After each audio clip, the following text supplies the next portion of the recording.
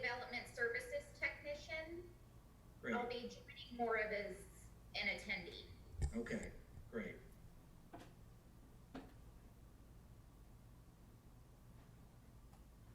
And I have not gotten an update. Did we get a Spanish language channel for this today, or are we still working on that for future meetings? We're working on that. I was going to ask that.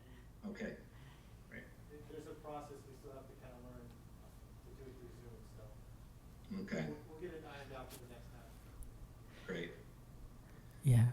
Abraham, you want to- Councilmember Resendez, I know that you in particular have what I've heard from staff is that many of your council, the folks in your council district prefer to do meetings in Spanish, and I want you to know, among others, that we're very committed to working out how we can do simultaneous interpretation here over Zoom, but it's taking a little more work than we expected, so we don't have it ready this evening, but we will get it ready for future meetings. It's very much appreciated. Thank you. David, this is Abraham, and hello everybody. Glad to see everybody. Just wanted to let you know that we are hopefully gonna have that simultaneous ability in the future for the Zoom, and if that's the case, we will work hard to have somebody be able to simultaneously translate in Spanish.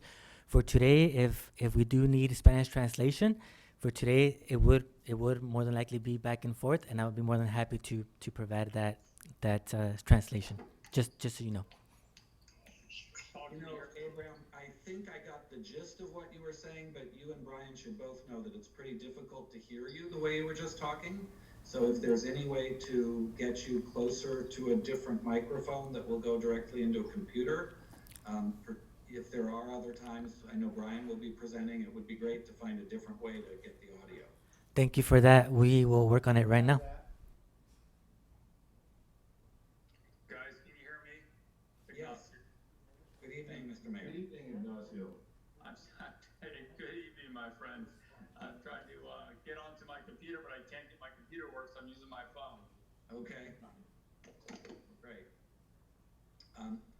Well, Mr. Mayor, it's great to see you here. I think you remember I'm David Early with PlaceWorks, and I'm the principal in charge for our team. Carrie Stone is here as well, and there are a number of staff members as well as your other two committee members, Councilmember Resendez and Commissioner Huboy. And I think if folks are ready, Brian was going to open the meeting, and so I'll let him do that if we're ready. I'm ready on this side. You guys are ready to go. Okay. Great. Okay, is everybody ready? I'm ready. I'll go ahead. I'm ready. Okay, I'll go ahead and turn this on.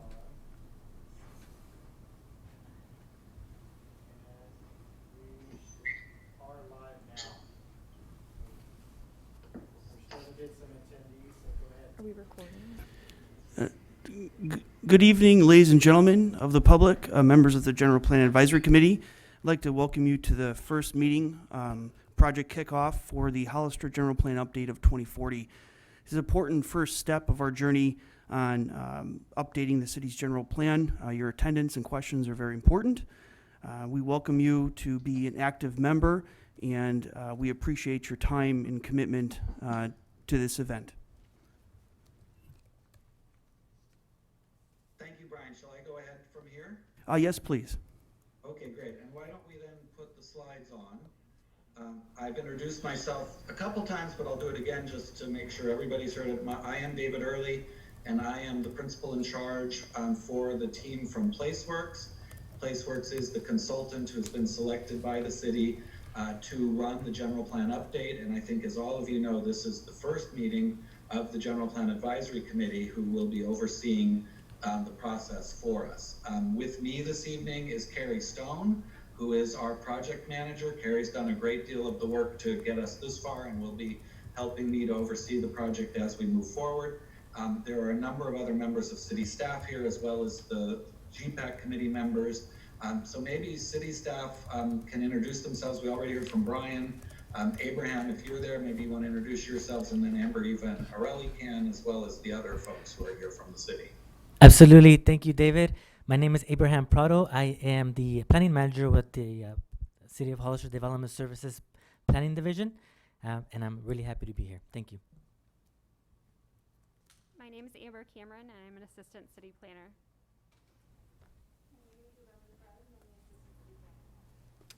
If one of you is speaking, it's very hard to hear you. I think Amber, even Aurelie, you're all muted right now. If one of you is speaking, you would unmute yourself. Speaking to the microphone. Can you hear me now? No. I don't think your mic is working. Yeah, We're it's the trying not to mics. loop the sound being in the same room. Can you guys hear me now? Can you hear me now? Well, maybe, I don't know that I think most folks probably know Eva, Amber, and Aurelie, so maybe we'll just move on. Rose Redlick is also here from city staff. And Maria, I'm not sure we've met. If you want to introduce yourself, and then we'll have the three. And Frederick Venter from our team is here. Frederick is our traffic engineer. He's here this evening. Maria, if you want to introduce yourselves, and then the three committee members could introduce themselves as well. Excuse me. Hi everyone, my name is Maria. I am with the City of Hollister Development Services. I am the Cannabis Affairs Manager. Great, okay. Mr. Mayor, as the first of the three committee members, would you like to introduce yourself briefly? I think most people know you, but just to hear from you. Sure thing. This is Ignacio Velasquez, Mayor for the City of Hollister. And thank you, David. I'm excited about this opportunity to finally get started on this project. Councilmember Resendez? Hi everyone, I'm Councilmember Roland Resendez for District 2, City of Hollister. Again, very excited. Thank you guys for all the hard work. This is long overdue. I'm looking forward to getting started with this. And Commissioner Dubois?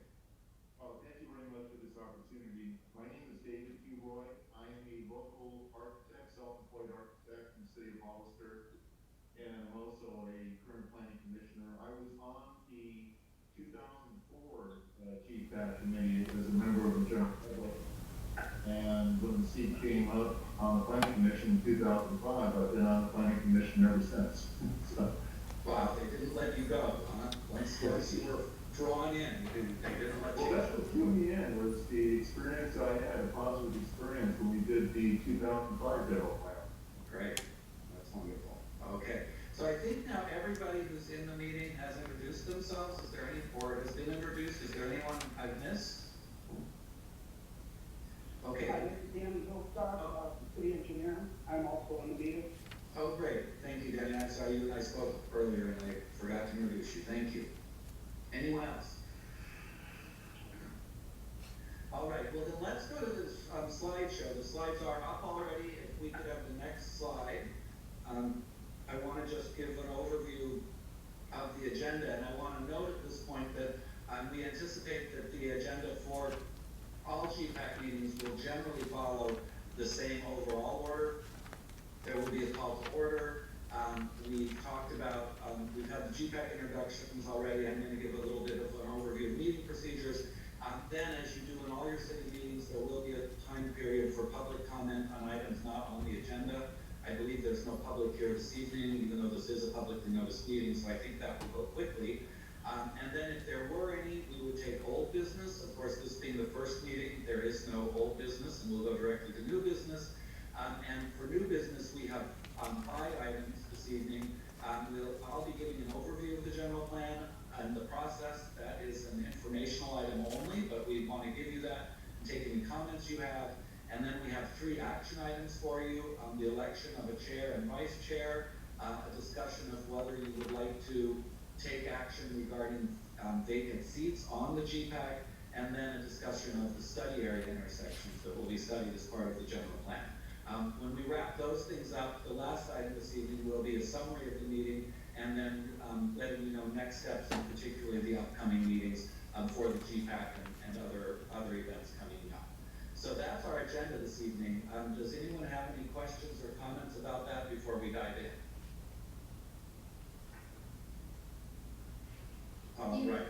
Oh, go ahead. I just want to note that we do have members of the public joining us tonight. Oh, we do, okay. That's great. I'm sorry, I guess I did not realize this, but I guess I can't see them as on the screen. Oh, so I've got a different list here. Okay, we have 13 panelists and 13 attendees. Oh, nice, okay. So I am not as adept with this as I should be. I apologize to those of you who are here. I can now see that there are 13 attendees who are not considered panelists, and I apologize that I missed that, and Carrie is very wise to point that out to me. So thank you all for being here this evening. We will be having public comment on items not on the agenda, and then every one of the 4 new business items will take public comment as well. All right. Any other comments or questions before we go on from the agenda? Okay, let's take the next slide then. I wanted to talk a little bit about our meeting procedures. These meetings are being recorded. I believe many of you who can see the screen can see at the upper left-hand corner a little red dot and the word recording. That does indicate that we are recording this meeting over Zoom as a video and with the audio obviously also. And the meeting will be posted to the General Plan website once the meeting has concluded. All meetings will begin with a roll call, which we've essentially done through the self-introductions and a brief overview of the meeting. There will be public comment periods on both items not on the agenda as well as agenda items. We will be asking speakers to stick to the standard 3-minute time limit for each time a person speaks, and of course each speaker will speak only once during each period, once for items not on the agenda and once for each agenda item. Comments can be presented online via email while we're in the Zoom phase of shelter in place. They can be sent, as it says on the slide here, to planmeetings@hollister.ca.gov, and that allows folks to request the registration link for the Zoom meeting. Once you have registered yourself, you will also be able to make comments either through email or at the meeting here itself via the Zoom, and you will be recognized, and then we'll turn on your video, your audio. And if you are there in person, we ask that you complete a blue speaker card and provide it to staff at the meeting. If you are going to speak and you're not in the space, we do request that you send an email and identify yourself, which is the equivalent of the blue speaker card.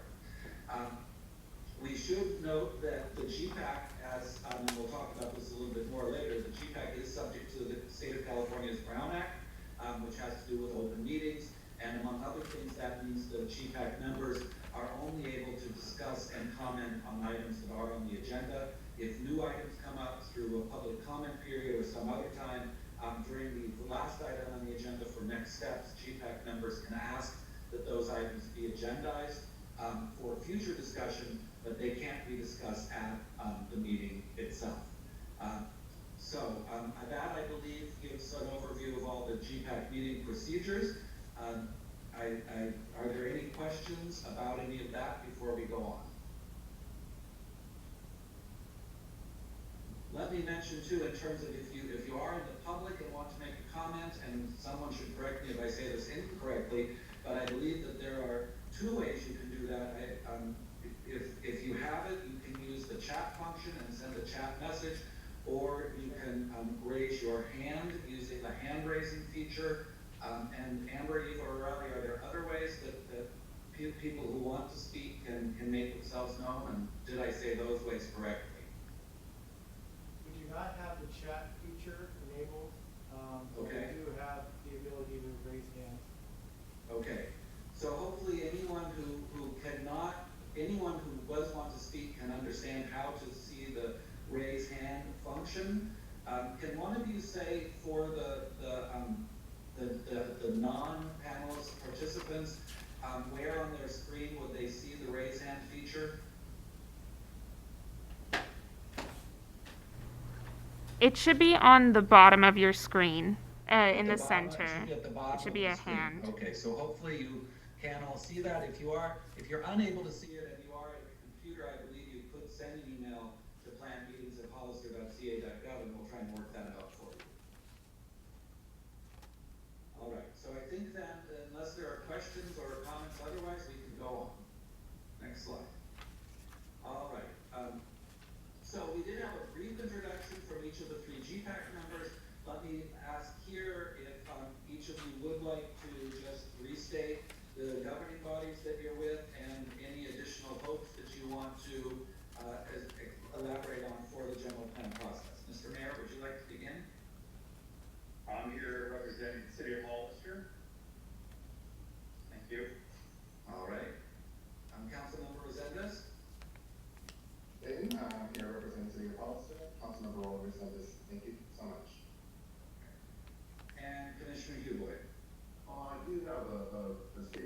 my hopes for the general plan, if I may. Please. I'd like to say is that I guess one of the reasons that I was selected to the previous GPAC committee was my passion for solar design and green building standards and energy conservation programs, which I was able to make some contributions in the 2005 general plan. And I also had some input in the areas of workforce housing as well as proponent of new urbanism and mixed use in the downtown area.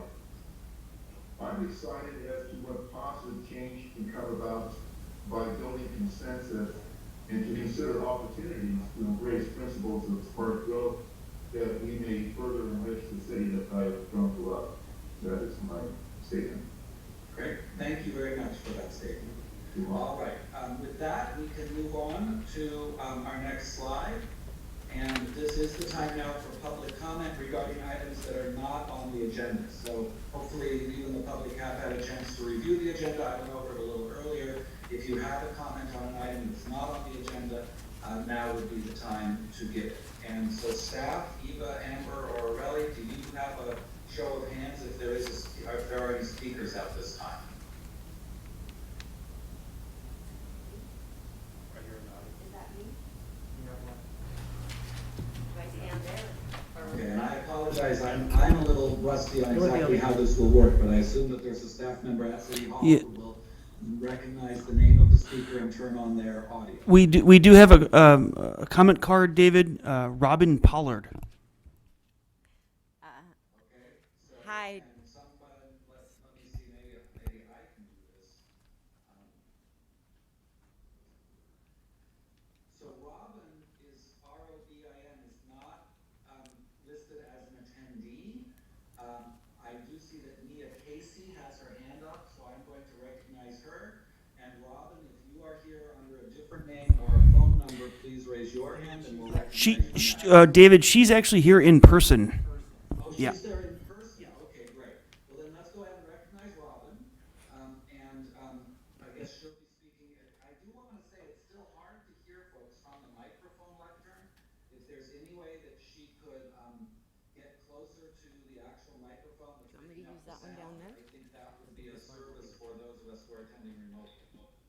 Should we try? How does this sound? Am I loud enough? It's better than Abraham was, to be honest. I think it'll be okay. Thank you. Okay. Hello, my name's Robin Pollard, and I'm here tonight because of the last general plan. Vista Park Hill, which is in the heart of our city, was designated a R3, and it was actually city property, and I wanted to make sure that this round we don't have the required getting the troops here to acknowledge that this is public property and not R3.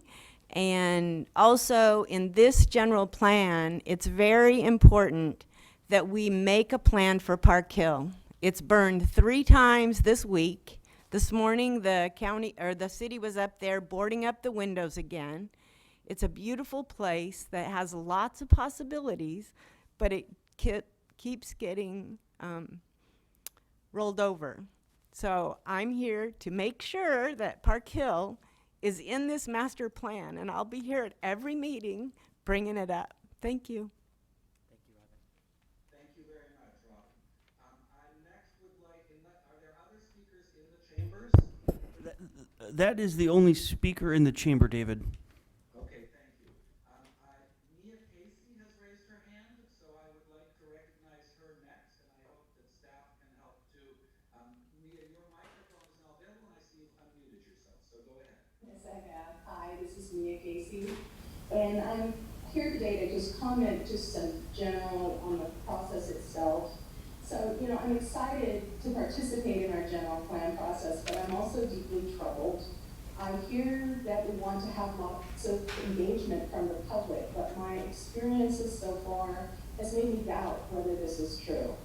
I've attended several city council meetings, and we've had members of the community speak out regarding the General Plan Advisory Committee, and also a petition was presented to the City Council that had approximately 90 Hollister residents.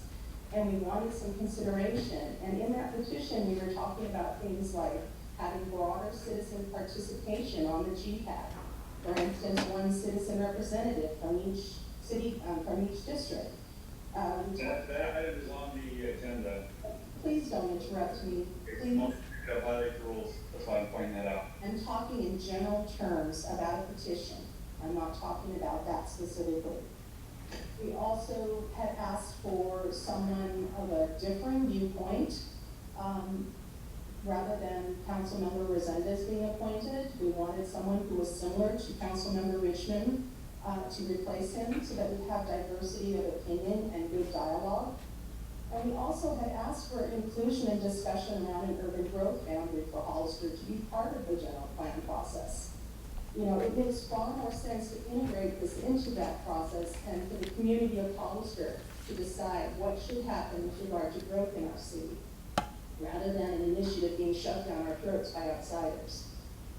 There was no response or even an acknowledgement of any kind to the petition or by the public comments.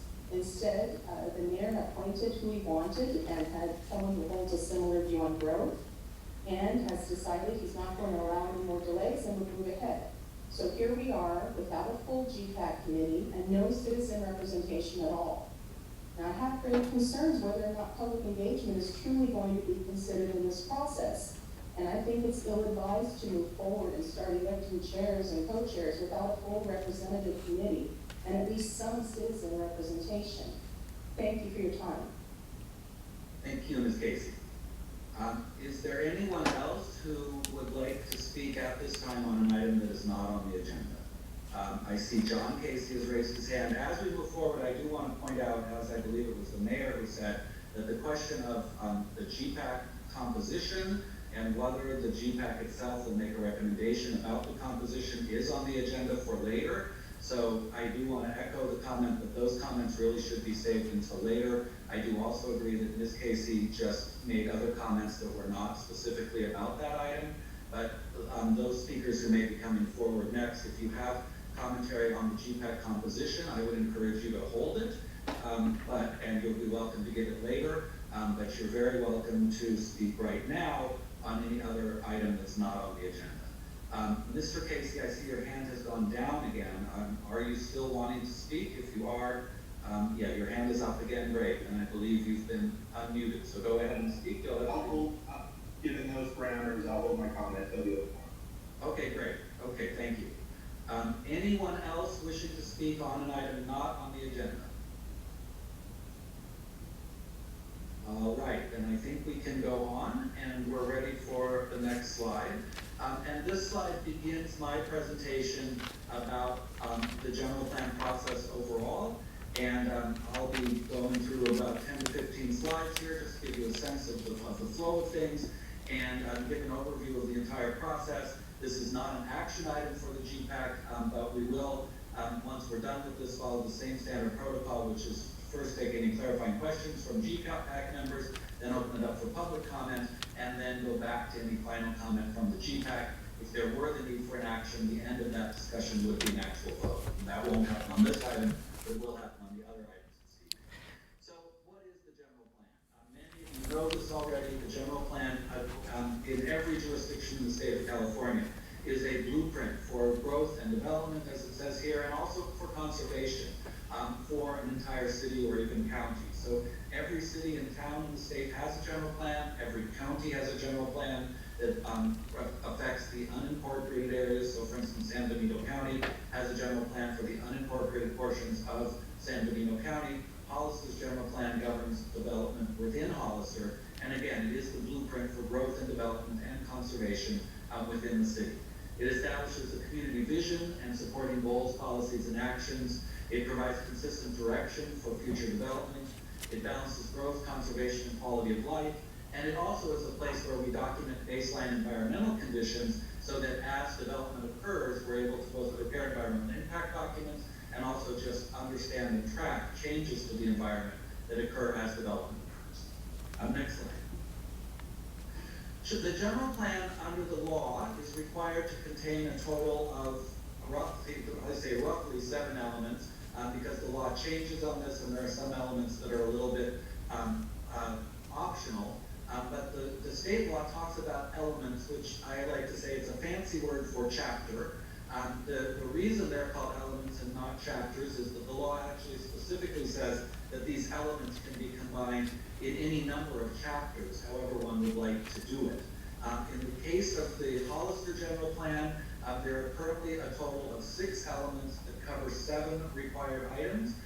These are land use and community design, circulation, housing, natural resources and conservation, open space and agriculture, and health and safety. And that health and safety element includes both what's required under the law as the safety element as well as the noise element. Custom to Hollister, beyond the state requirements for those 7 elements, the current general plan already has a community services and facilities element. And our scope of work includes also adding an arts element, an economic development, and it's not listed here, but potentially under a relatively new state law, SB 1000, possibly also an environmental justice element. Those will all be considered as we move forward through the process. And it's important to note here that the general plan was last updated in 2005. Commissioner Dubois, as he mentioned, was on the general plan advisory committee at that time. And I want to say I think it's actually an excellent general plan that you have. It is 15 years old now. It does need to be updated to accommodate both state law and other changes that have occurred on the ground in Hollister, but it's going to provide a very good foundation for the work that we're going to be doing moving forward. Next slide. So the general plan update has a series of goals that we've worked with staff to establish, and I want to make sure that GPAC is aware of those and the community. We are going to be trying to engage a broad spectrum of the community. All of our meetings of the GPAC will be open to the public, and I'm glad, despite my faux pas earlier, I'm glad to see that despite this being a virtual meeting, that we have some pretty robust engagement here this evening. We certainly hope that can become even greater as we move forward into in-person meetings at some point. We will also be running virtual and later in-person community events to engage the community further. We will also, I'll talk about this later, we will have a robust community website, and it will have online engagement activities to engage the community as well. So engaging a broad spectrum of the community is the first goal. Beyond that, it's establishing the community's vision for Hollister in 2040. It's interesting that the general plan, it's a great document. One of the things that's actually missing is a succinct statement of what the community's vision for itself is. And so we'll be working with you based on the current general plan and also based on input in that community engagement to develop a short and concise vision statement for what Hollister wants to be in 2040. Other goals are to continue to maintain the town's small town agricultural character, which I think most residents really love and cherish, to manage growth consistent with the community's overall goals, to ensure high quality development of all types, to support economic development, and to respond to state mandates and general plan guidelines that have been put in place since 2005 and are therefore not reflected in the current general plan. So those are the overall goals for the project. Let's go on to the next slide. The project does have a number of components centered around the general plan, and you can see here on this list that the first and foremost of these obviously is the general plan update itself. We'll be updating all of those existing elements. We'll be adding the 2 or 3 new elements I mentioned, and we'll be creating for you, with GPAC guidance and with very significant community input, we'll be creating a new general plan. But we'll also be doing 5 other things that are listed on this slide. We're working to implement SB 743, that's Senate Bill 743, which is a state law that's actually almost 10 years old now, but is just being implemented this year, which requires cities and counties to move away from analysis of traffic impacts using what are called delay-based mechanisms, such as level of service, which some of you may have heard of, that look at congestion, and instead to analyze vehicle miles traveled.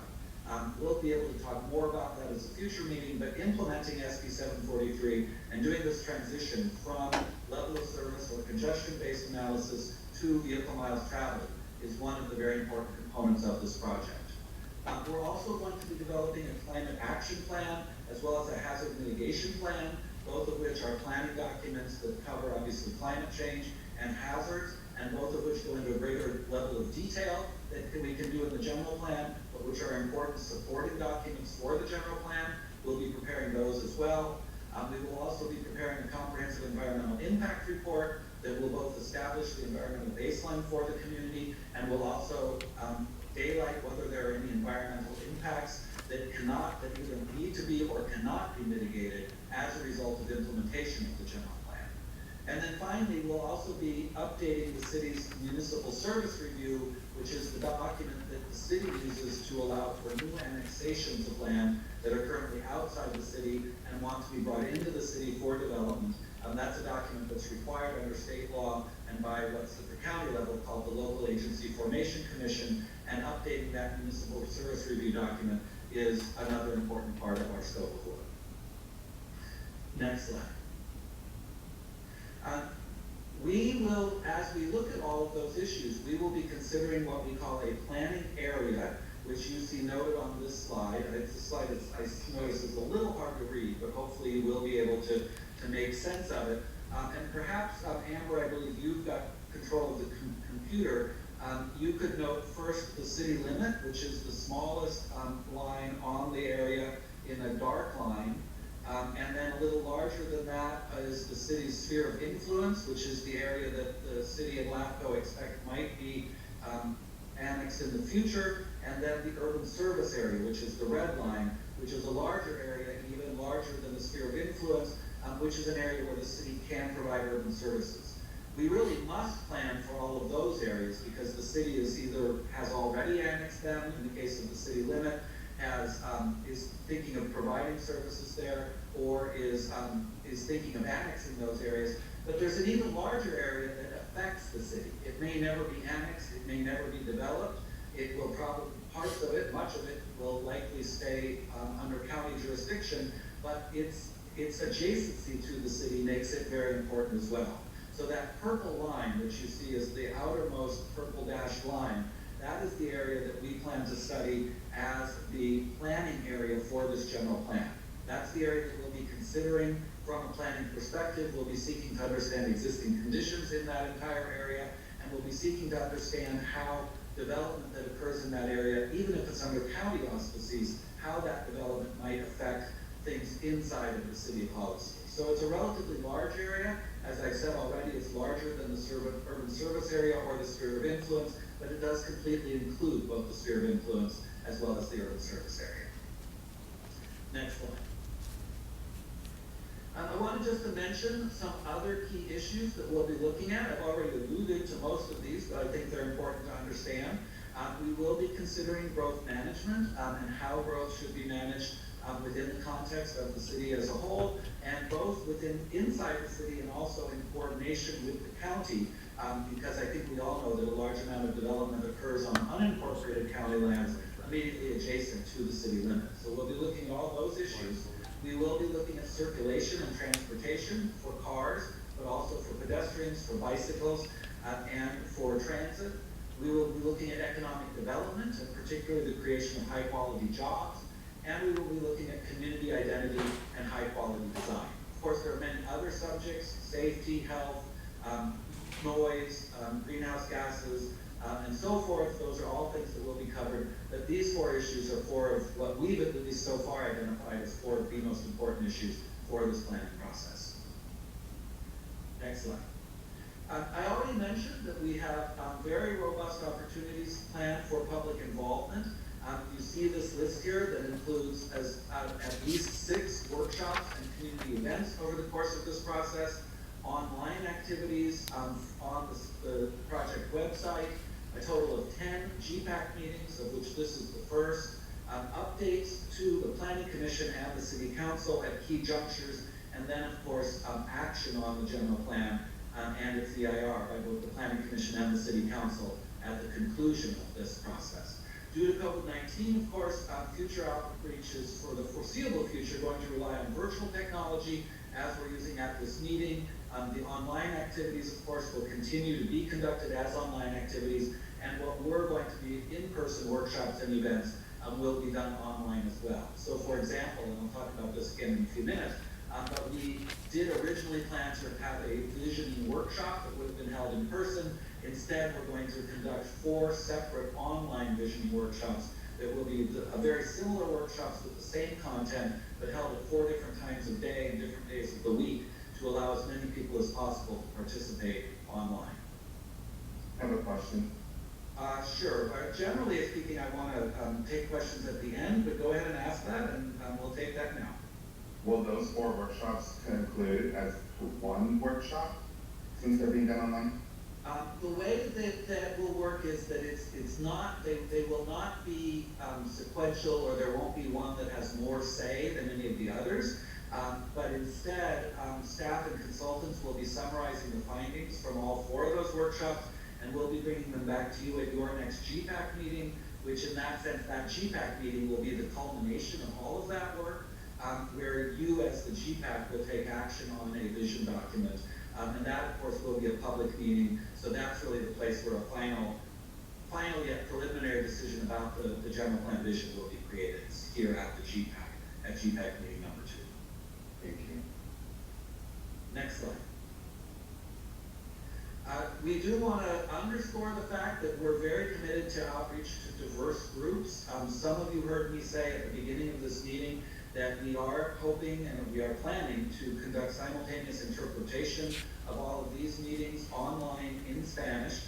That's turned out to be a little more complicated to do with the Zoom technology than we hoped, and so we're not able to offer it this evening, but we do believe that it will be ready for future meetings. In addition, as the third bullet on this slide mentions, that we'll be translating our outreach materials into Spanish. The website is being translated into Spanish. We're also going to be working with community leaders to make sure that they help us to reach out to all the diverse portions of the Hollister community. We're going to be utilizing existing contacts from all city departments, from elected officials, and from the GPAC itself. And we're going to be structuring meetings and workshops to accommodate diverse participants. And that's one example of that, as I already mentioned, is holding these 4 different vision workshops online at 4 different times of day and 4 different days of the week in order to be able to involve as broad a number of people as possible. Next slide. So I do want to mention the project website. It is up and running, and as you can see here, it's available at www.hollister2040.org. If you go there today, you will find what's called a splash page or a landing page that looks like the one you see on this screen. As you can see, it has a couple of most prominent boxes. The one on the far right talking about this evening's meeting, a yellow box that you can click on to find out other ways to get involved. The left-hand blue box giving an overview of the general plan itself. The yellow bar at the top is a link directly to the online activities, which we're getting online already. And then, as you can see, there are sub menus to get background about the general plan and the general plan process, for public engagement, for a calendar of events, for existing and past documents that one might want to look at, and a way to contact us, as well as to sign up for the general plan mailing list. So all of that is already up and running on the website at hollister2040.org. Next slide. The current website does already include robust background information, public engagement, the list of public engagement opportunities, an events calendar, and links to important documents. It's already available in both English and Spanish, and there are 4 online activities already available, and I would encourage all the folks from the public who are here this evening to go ahead and log on, not during this meeting, but either this evening later or sometime soon, and you can do all 4 of these items. You can you can submit a vision comment form to talk about your vision for Hollister. You can rank key issues that need to be addressed in the general plan, and you can upload both photos and words that you think are important to describe Hollister, either photographically or through a single word. And we're going to be making a word cloud showing which words get the most prominence, and we're also going to be letting people see those photos and comment on them to understand what others think are really important visual items about the city of Hollister. So these are all up and running already. There will be additional online activities in the future, but again, I'd encourage those of you who are here this evening to go online and do tell your friends and family as well. We really hope for very robust participation, Again, this is all available in English and Spanish, so it's very accessible for speakers of both primary languages in Hollister, and we're very excited to have all of you fill out these, engage in these 4 online activities right away as soon as possible. Next slide. This slide just gives an overview of the schedule for our work. We are going to be working on baseline conditions, and I think we learned today, actually just today, unfortunately, that our baseline conditions work, because of some delays caused by COVID-19, is probably going to extend into October, but we are working on that already right now. That will be now through the summer and early fall. We will be working with the GPAC and the public on the vision as part of that baseline conditions work, and that will happen from now through September. We'll be wrapping up the baseline conditions work in October, and once we get there, and starting, it says here August, but really starting from October to December or January, we'll be doing policy assessments and design alternatives of a series of important alternative issues that need to be covered under the general plan.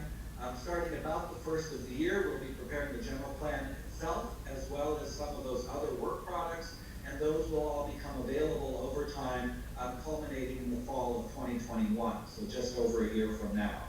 The environmental impact report will be available about the same time, and then even though I've been doing this for 25 years, it always amazes me to say that the public review and adoption, once we're done, will still take about another 6 months. Once we have the documents published, it takes quite a long time for them to get through public review, the planning commission, and the city council. So that will happen from fall of 2021 into the first few months of 2022. So that gives you an overview of the schedule overall. You'll be able to get updates about the schedule and see the details on the website at hollister2040.org. I wanted to talk for a few minutes about the General Plan Advisory Committee itself and its role. I think you all know that the committee officially has 5 members. Only 3 have been appointed so far, but it's important to remember what the role is. There are 2 main functions, and both of which are of equal importance. The first is to review and make recommendations to the Planning Commission and the City Council as a whole on the work products that will form the content of the General Plan update. I want to underscore that this is intended to be a review and recommendation function. It's not necessarily line item editing. The general plan, as I think all of you know, is a document of probably several hundred pages. The EIR will be another several hundred pages. It's probably not possible for any group to make line item edits to that in public meetings, but we are looking for overall review and overall direction at the 10 meetings that are coming up. And at the same time, we also are hoping that GPAC members will serve as project ambassadors to spread the word about the general plan update, encourage broad participation, and build community support for this process. So that process of going out to the community and listening to the community, as well as reviewing the documents that we do, are both equally important in this process. Next slide. The GPAC meeting, we are planning 10 meetings total. They obviously won't be every month over these 2 years, but they will be probably at most about once a month. And in some cases, there will be a 2 or perhaps even 3 month gap in between.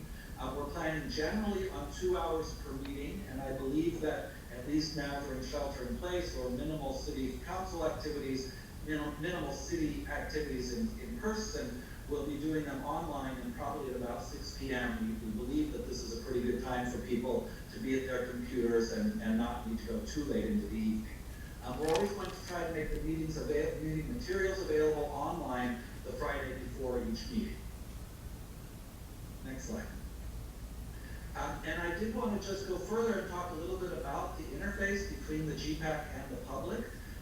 We are looking to do a very coordinated approach to gathering of public comment. And so what that means for GPAC members is to be able to listen to input. If you're asked factual questions about what's happening on the general plan, to go ahead and answer those. As we'll talk, under the Brown Act discussion that we'll have in a few minutes, and I think all of you as GPAC members know this, you are actually prohibited from doing anything resembling decision-making outside of a GPAC meeting. You can't even discuss among yourselves those items outside of a GPAC meeting. So decision-making is limited to the GPAC meeting itself, But you are, of course, really encouraged to listen to public input and answer factual questions as they come up. We are going to include on our agendas moving forward time to report any significant interactions that you may have from one meeting to the next. We're expecting that you'll have lots of interactions about the general plan. We're not going to ask you to report on all of those, and we're going to leave it up to you to determine which ones you think are significant. But if you do have, for instance, an interaction with a significant citizen-based organization or a significant developer in town, or someone else who really has an important message for you, we would encourage you to disclose that during the GPAC meetings at that point on the agenda. And we are also asking you to defer formal opinion gathering, things like surveys, to the staff and consultant team. Obviously, with Facebook and other technologies available, it's super easy these days to just create a survey. If you would like us to do surveys like that, we can do them. We can talk about doing them at the staff and consultant team level, but we would like that kind of opinion gathering to occur from staff and consultants rather than from one individual GPAC member or another individual GPAC member. So that gives you some information about what we foresee as your role as GPAC members for the public interface on this project. I do want to talk a little bit about the Brown Act requirements that I think many of you are aware of, but I want to make sure the public is aware of these as well. The Brown Act was put in place by the state of California many years ago. It was last updated in 2003, but it's been on the books much longer than that. And it's intended to ensure equitable public participation in government decision-making. And there are a number of issues here that come up for this committee, which is subject to the Brown Act. So the first is that every meeting needs to be publicly noticed and its agenda must be posted. The committee is precluded, as I mentioned at the outset, from talking about items that are not on the agenda, other than to ask that they be agendized for future discussion. So that is state law on this item and does apply to the GPAC as well as other city bodies. All meetings of the GPAC, by definition, are open to the public. That's why we're doing this robust work on Zoom, and of course, when we can, we'll be going back to public and in-person meetings. There are, by law, there need to be opportunities for public comments at every meeting, both an opportunity to discuss items that are not on the agenda, as well as some public discussion on every item that's going to be acted on by the committee itself. And then perhaps most importantly, GPAC members need to understand that any kind of what's called serial meetings is not allowed. It's not allowed for the GPAC members to get together in person. That is a majority of the GPAC, and right now, because there are only 3 members, even 2 would be a majority. If we get to 5 members, then 2 could meet, because that's not a majority, but 3 would constitute a majority. And a majority cannot get together and meet in person to discuss items. Any subcommittee that might be formed, which we're not necessarily recommending, but if there were a subcommittee formed, those would need to take place at public meetings. And even what we call a serial meeting is not allowed. And a serial meeting is both if one person were to talk to another by phone or in person, and then that second person went to a third person and talked to them, and then if there are additional members, that third person talks to a fourth. Once you get to a majority, you'll talk to each other serially in order, even if they weren't all together. Under the law, that constitutes a meeting and is prohibited by the law. Similarly, group emails are prohibited. So you could, although we would not recommend it, you could send an email just disclosing something or giving information, but email cannot be used by GPAC members to begin a discussion or to move towards decision-making of any sort on an item. Again, that's prohibited by the Brown Act because it needs to take place in public at a public meeting. So if there are questions about that, once I finish up, I can answer those. I believe the city attorney is here as well, but that gives you my layperson's overview of the Brown Act requirements as they apply to the General Plan Advisory Committee. So that concludes my slideshow on the general plan. This will be, I believe, our longest item this evening also. Certainly it's my longest presentation by far. I want to open it up now. We're going to do this on all the items. There will be 3 parts of the discussion now. The first is that I want to open it up for any GPAC members, the 3 of you, for clarifying questions only. Then we will go to public comment if there are public members who would like to speak on this item. And then we'll come back for a GPAC discussion if there's any additional discussion on your part. There's no action on this item, but on the remaining items this evening, at the end of that discussion, you'll be able to move an action if you want to do that. So, can I ask if there are questions from any of the three GPAC members? Yes, I have a question. I do have a question. Yes, Mr. Mayor. Yeah, you brought up a very good point about disclosing any connections with developers or other interests. I just want to make sure, are people supposed to be disclosing that if, for instance, somebody is working with a developer or a special interest group to help shape this? Is that a requirement to make sure that people are disclosing that ahead of time so we don't have an issue later of these things coming forward and basically arguments about it? I mean, obviously people can have the conversations, but are we going to be making that requirement to make sure if there's any connection or involvement with the developers, whether it's in the city or out of it, that would help shape this? Can we make that a requirement to make sure that is disclosed? Yes, I would absolutely think that's a good idea. The way I couched it earlier, which is a little different, is that if one has a significant discussion with a developer or a citizen-based organization or any other group, that should be disclosed as an individual item, an individual discussion. But it would be my hope that none of the General Plan Advisory Committee members are specifically aligned with a certain developer, CDO, or other interest group. But if any of you three are, or if there are two additional members in the future and either of them is, certainly we would want them to disclose in general that they're aligned with those groups. Again, my understanding is that all three and ultimately 5 GPAC members are being appointed to represent the city, the interests of the entire city. So I would hope that there's no GPAC member who is specifically aligned with a specific developer or point of view. But if there is, I do think that should be disclosed. Correct, but also those that are making comments throughout this process from the public. Does that have to be disclosed? I think that would honestly be up to the individual speaker. Under state law, all speakers have the right to come forward and to give testimony simply by giving their name. We ask that people identify the organization they're from and also where they live, if possible by their street address or at least the town that they live in, which might be Hollister, might be elsewhere. But my understanding of the law is that we cannot require that disclosure, even though I think it is good form and common courtesy to do so. Thank you. Other questions? This might be a legal question. Is the city attorney there? And I believe he is. okay. So I think I have my answer, but we only have 3 GPAC members, and we said two constitutes a majority, right? What if we're meeting at the city council chambers, let's say, or the planning commission, let's say?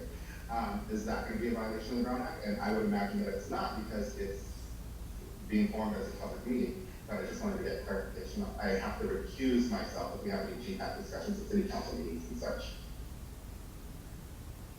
I did see the city attorney online before. I don't see his name now. Does someone know if he is or was here?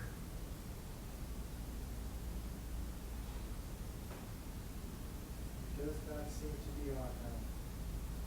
So, Councilmember Resendez, I apologize. I maybe imagined this, but I thought I did see his name. He's apparently not here now, so I'll take my best shot at answering that, and staff could maybe check with him to confirm. But it is my understanding that as long as you're at a public meeting that is duly noticed to discuss the general plan itself, that the two of you being there does not constitute any violation of the Brown Act, even if you're only a committee of 3 at that time. It will be an agendized item. It will be appropriate for you to talk about it. Of course, it would be appropriate for the council to discuss the general plan if it's not an agendized item, regardless. So that's not really an issue either. Thank you. Any other questions from the 3 of you as GPAC members? Okay, since there are none, we will come back for further GPAC discussion after we hear from the public. Let me ask first if there are any people in the council chambers who submitted cards to speak.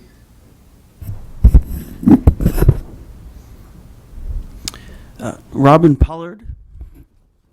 Hi, I'm back.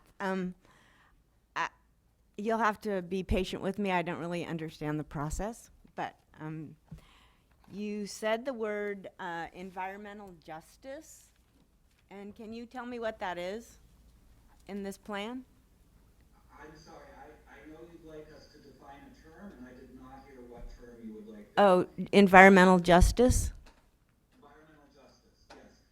Environmental justice refers to the overall concept that there are, unfortunately, communities in our societies that have borne a disproportionate brunt of environmental degradation.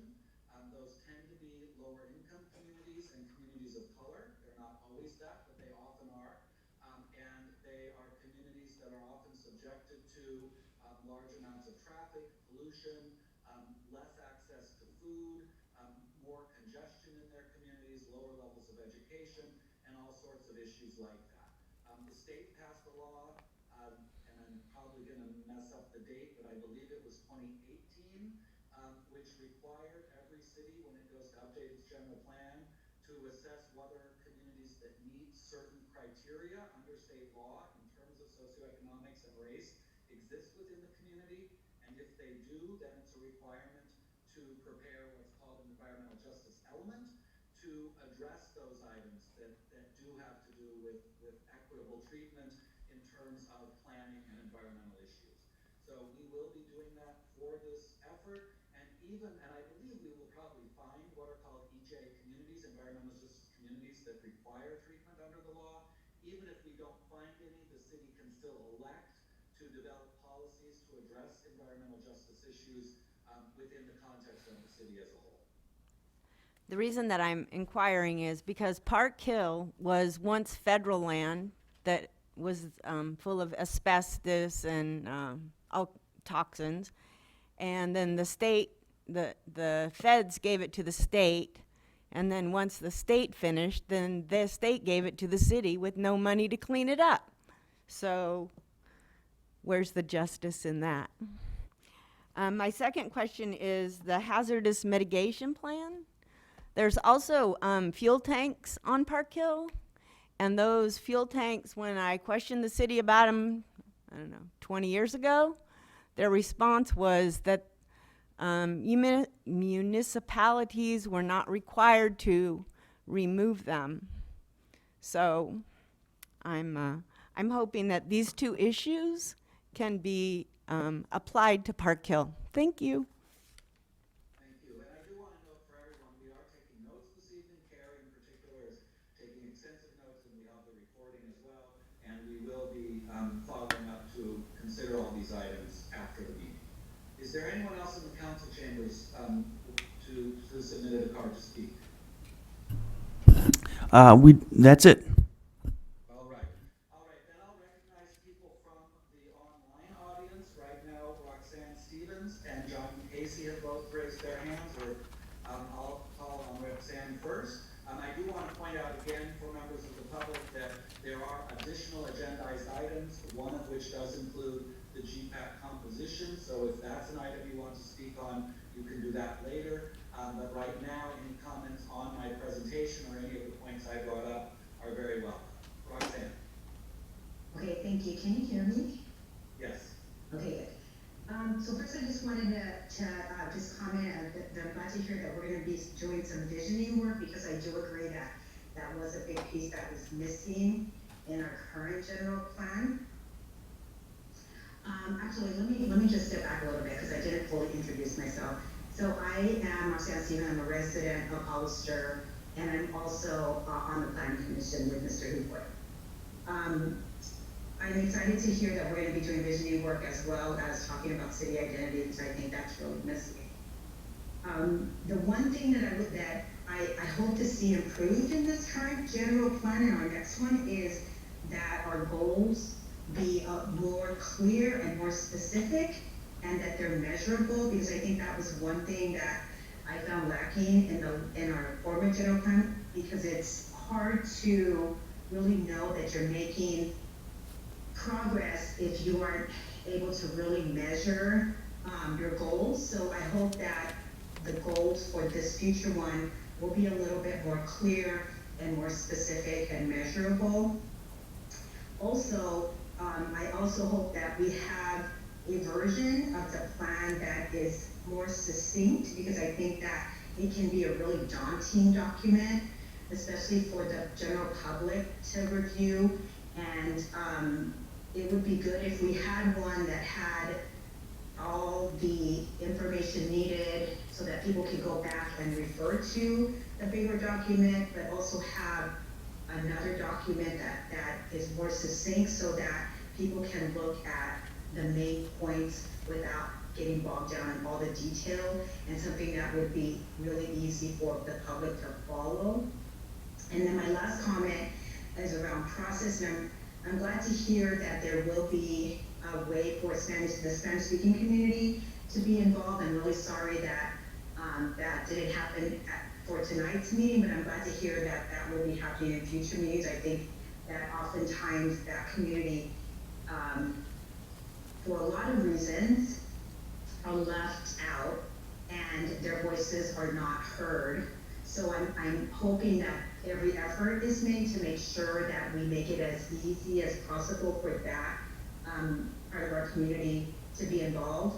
And also just the general public. I hope that there's every effort to make sure that the general public can be involved, because ultimately the general plan needs to be a document that's reflected of the community, or reflective of the community, not of the GPAC advisory committee or of our city council or the planning commission for that matter, but it really needs to reflect our community.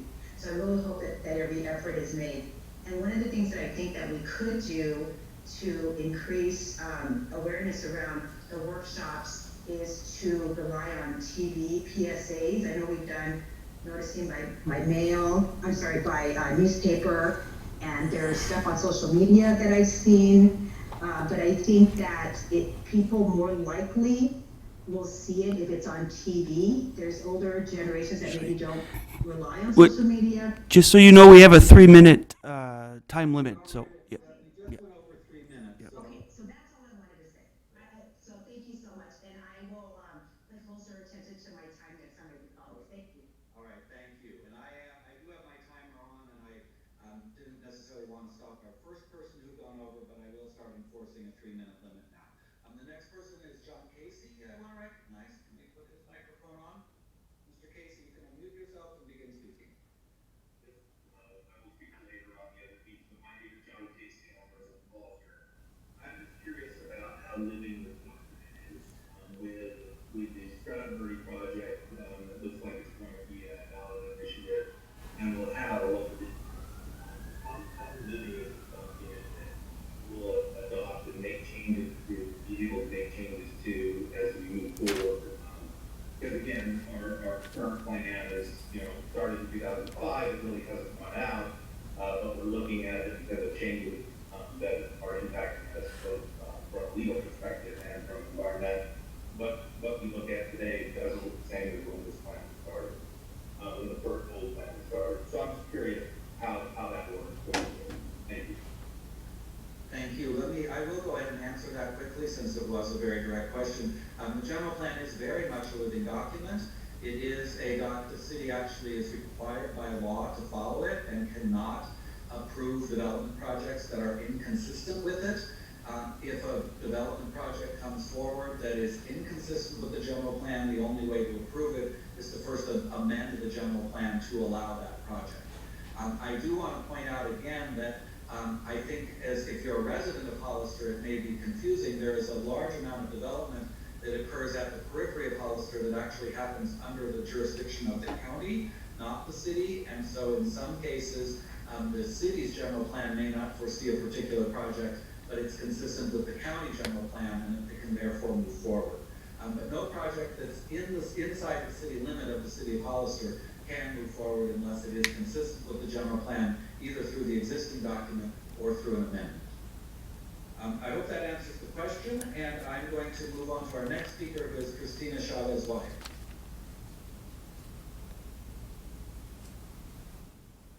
Good evening, everyone. Thank you, David and team and members of the committee and staff for convening this evening. My name is Christina Chavez-Wyatt. I'm a resident of Hollister on Sunnyslope Road. I do have a request on behalf of the work I do. Is I serve as a consultant executive director of the San Benito County Business Council. I was hoping to bring as a point of information in future meetings the recent letter that the city had received from the Housing and Community Development Department of the state of California in regard to the city's growth management ordinance. I just think it's a really important point of information for the committee and for the public to consider. I also want to thank you. I'd also I'm working with Matt Ferris with BAE, or consultant, to convene a discussion with the Business Council Executive Committee. I also do work with California Manufacturing Technology Consulting. It's a manufacturing extension partner provider with the Department of Commerce. We also work with the State of California Small Business Technical Assistance and Expansion Program with the Governor's Office of Business and Economic Development. I'd be more than happy to work with your staff to convene a focus group for manufacturing businesses in support of the development of your economic development element. Thank you. Thank you very much. I don't see any other hands raised right now. We do, David, we do have a speaker in the council chambers. There is also a speaker in the council chambers. Okay, why don't we go to that person, and then we'll come back to Carminder Brown, whose hand is raised, and any others from the virtual audience. Let's go to the speaker from the public in real time first. Thank you. My name is Kevin Henderson, resident of Hollister. I'm also a member of the Planning Commission. Very difficult to hear you, I'm sorry. Okay, I'll take my mask off. My name is Kevin Henderson, resident of Hollister. I am also a member of the Planning Commission. I had a question. So, eventually there will be 2 members of the Planning Commission on the GPAC. Actually, okay, if this question is off limit, what I'm trying to ask is about the Brown Act. Can the 3rd member of the Planning Commission attend the meetings, and what level are they allowed to participate, if any? Okay, I will repeat what I think was the question for everyone. My understanding of the question is that, and this would apply to council members now and later to the Planning Commission, that if there are 2 council members or planning commissioners on the GPAC, is it permissible for a 3rd or 4th member from those bodies to attend the meeting and participate as a member of the public? And again, the city attorney is not here, and I'm a little worried to give legal advice, but it is my understanding that yes, as long as you identify yourself and as long as you do not engage in the decision making, but you only ask questions or even give commentary or input and testimony, it is permissible for you to attend and to participate, obviously just not as a decision maker on the issue. Okay, thank you. All right, we have 3 hands raised at this point on the virtual side. The next speaker would be Carminder Brown. And you can unmute yourself and begin speaking. Can you hear me? Yes. Great. My name is Carminder Brown. I'm a resident of Hollister on Keene Drive. But I'm here tonight representing the San Benito Agricultural Land Trust. My role with the Land Trust is contract staff. We at the Land Trust of San Benito see agricultural lands as the backbone of San Benito's economy and one of the primary sources of jobs and revenue in our county. We recognize that many Hollister residents along a broad range of income levels are employed directly in local agriculture, while many others are also employed in other related businesses and industries. We also see agriculture as an integral part of our local heritage, our quality of life, and the open landscapes we cherish.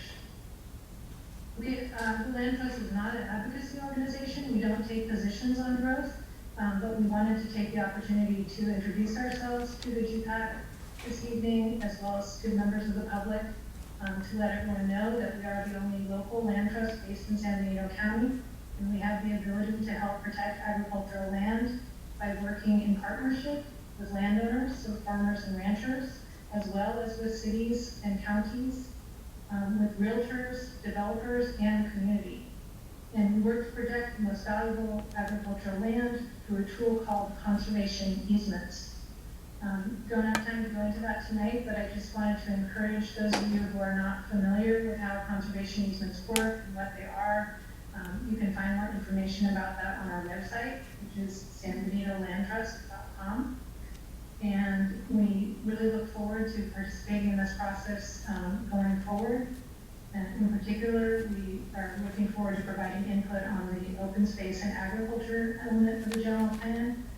But I believe we may also be able to provide input on the natural resource and conservation aspect, as well as land use and community design. The last thing I wanted to say is that I was really pleased to see that one of the goals of the general plan update that was on one of your slides earlier was to maintain the small town agricultural character of Hollister. I believe that also aligns very much with the mission of the land trust. However, we would see the best way to accomplish that goal as to keep our agricultural lands and economy thriving. Thank you very much. Thank you. The next hand we have raised, and currently the last hand, is Bill Lee.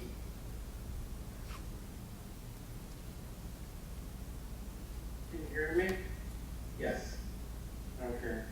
Hey, I just really want to just go on record on a couple small things. One, glad to see some of the other speakers here tonight and the community getting involved. I just want to go on record. I still think that it's critical that we get more community involvement with this process, as well as more community representation on the GPAC board in order for this process to really yield the best result for the best good of the community of Hollister long term. Thank you.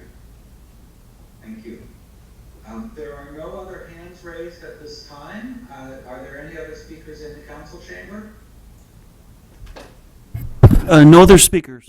All right, and I don't see any other hands, so I believe we are ready to go back to the GPAC for a discussion on this item. Again, this is not an action item, so whatever comments you have, we're happy to hear from the three GPAC members, and then we'll move on to our other agenda items. Do any of the three of you have comments at this time? David, I do have some comments. Please. I did make a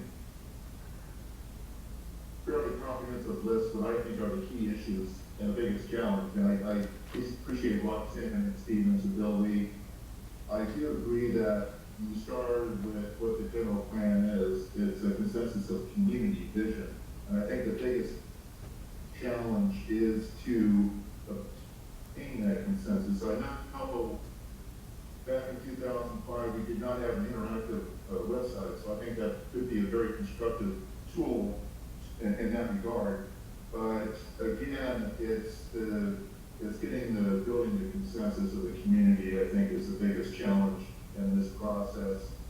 I know back in 2005, before we went into the visioning of the general plan, we started off with a critique of the current general plan. I think it may be helpful to begin, or at least at the first step of this process, is to critique the existing general plan and improve upon it.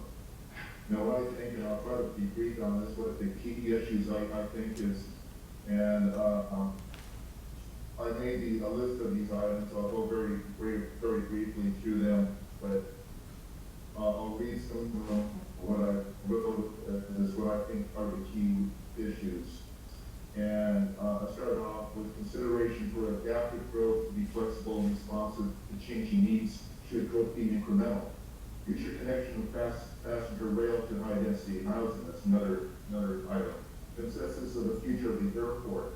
Coordination, and I'm very happy that you added another element to this general plan, is the arts component. And I want to disclose that I am a member of the Public Art Review Committee.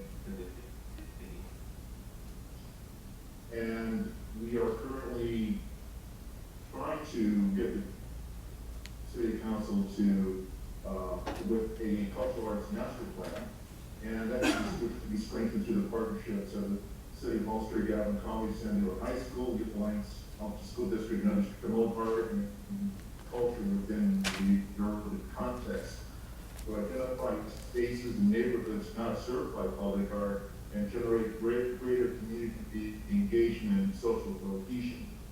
To entertain ways Hollister can become more active and vibrant in the evening hours with destination development.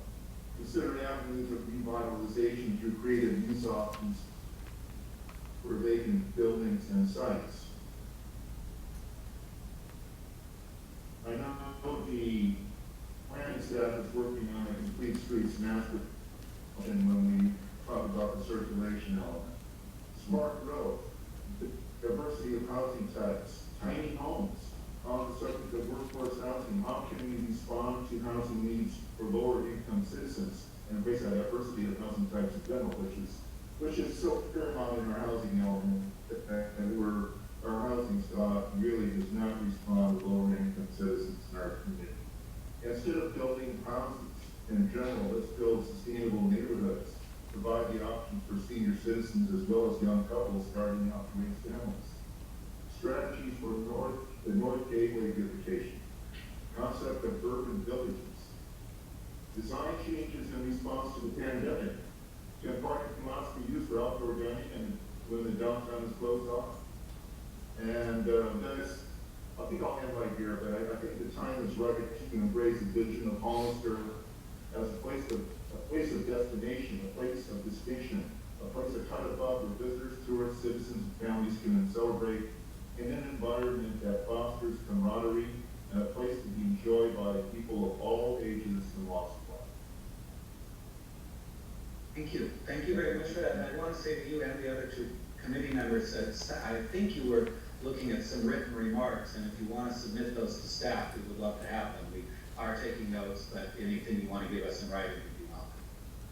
Any comments at this time from Councilmember Resendes or Mayor Velasquez?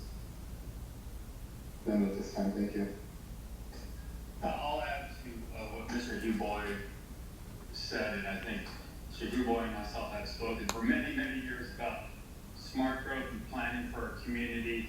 He went over a lot of those details. I think it's very important to understand, and I absolutely agree, we need as much public participation as possible from the citizens that actually live here and have to face that daily commute every day and that traffic. It's interesting the changes with the Senate bill you talked about, but the goal here is how do we create a community that we're proud to live in and can spend as much time as possible living in our community by creating jobs nearby and planning in ways that our community can use our parks or different areas to enjoy the life that they have here and have an affordable community first for our residents before we continue on the path of just the sprawl that's been happening. So the goal is from our community, from our city and our county is how do we develop a community that we can afford to live in, not only the residents, but the government can actually afford to pay for the bills to keep it up in a way that we can be proud of it. So that is another major component because the road costs are out of control in a way that we can't afford to keep up. And of course the ongoing maintenance. So we want to figure out a newer, smart growth type of community, smart city that makes sense. And there's so many great visions out there. And I think that's actually one of the reasons we chose your company. You guys have a lot of good ideas out there, and that's what we want to implement here and start stepping back from the idea of just more sprawl, more single family homes. But let's start building communities as Mr. Dubois mentioned. Thank you. Thank you. I believe that would conclude this item, unless there is any of the three GPAC members who wants to make any final comment. Otherwise, we'll move on to our first action. All right, if you put the slides back up.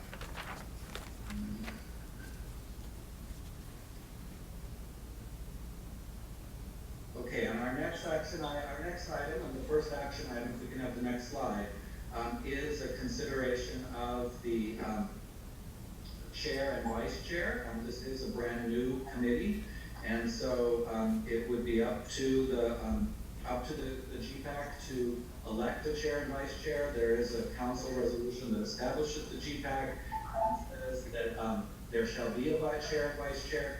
The role of the chair will be to open and close the meeting, to facilitate as the chair sees appropriate, and to ensure that the meeting follows the proper process.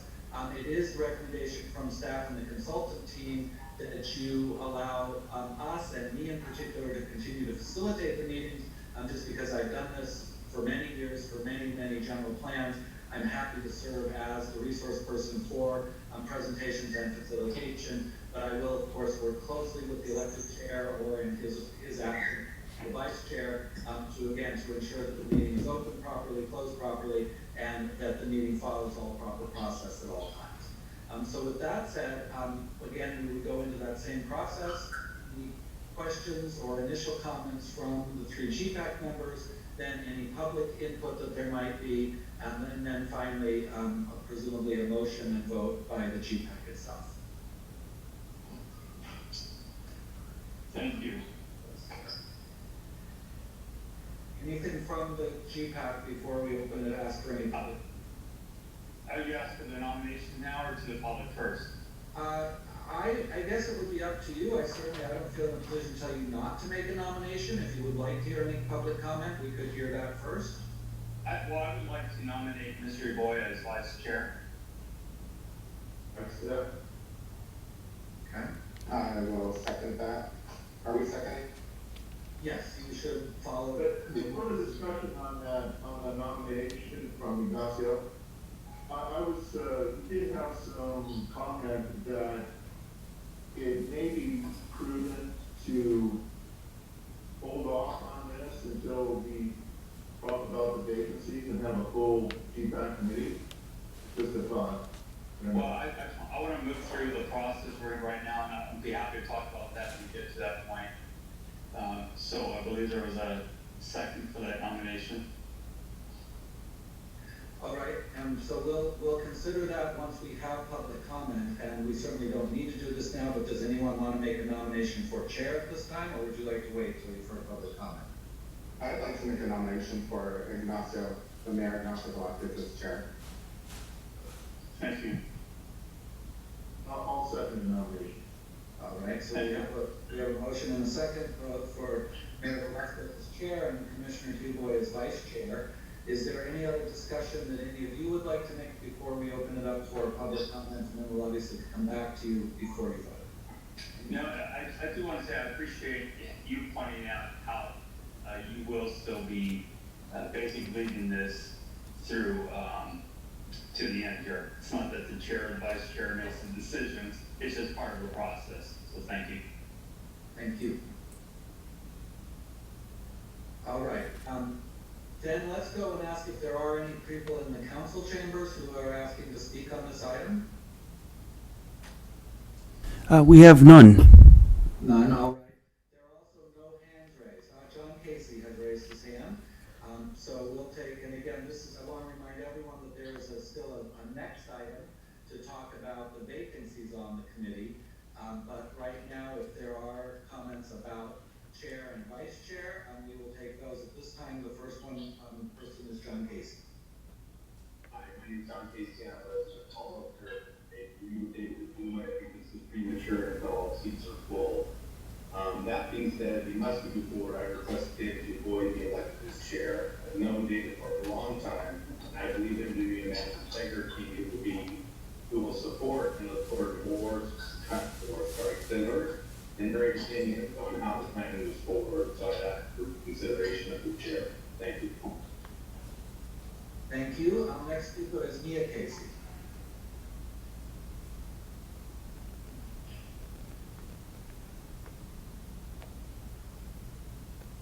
Hello, this is Mia Casey from Hollister also. I am echoing the sentiments of David Dubois. It's premature to be electing chairs and vice chairs when you only have 3 of your 5 members. That said, I also agree that David Dubois is the most experienced person on that committee and has been through a process before and would be an excellent chair. So that would be my thought anyway. Thank you. All right. There are no other hands raised. Is there anyone else in the council chamber seeking to speak right now? No one else. No one else. All right. I'll just say for the record, I think it probably goes without saying that having heard some comments that it would be premature to elect someone if there is not a majority vote on either of these two items, that would effectively defer a decision until another time. I want to say from a staff and consultant perspective, we certainly wanted to bring this issue up as the very first issue because the resolution establishing this committee by the city council says that there will be a chair and vice chair elected by the committee. I think it would be the committee's prerogative to defer that. I'm not recommending that one way or another, but just wanted to say for the record to make sure everyone's clear on this, that you could not pass these motions and then you would be without a chair until there were a further motion to do that at a future meeting. So with that said, let me open it up for any comment and then we will take the votes. I would suggest that you vote first on the chair and then second on the vice chair, and do that obviously as majority votes. But I think we could take comments on both items together and then do again the vote first on chair and then the vote on vice chair. Anyone have any comments before we take the votes? I did want to add, I know we're going to talk about this problem next, but we need to move on. It would be great to have the other issues settled, but they're not going to be settled, so we as a committee need to move on and start moving through this process. I also I appreciate the comment from Gene and John Casey that, and I think it's important to say is that the GPAC committee, when we go through this general plan update process, is that we find commonalities and emphasize positive direction for the city. And I know we have different viewpoints on items, but I think that with respecting our difference of opinions on some of these subjects, and having civil discussions, I think we can be very productive.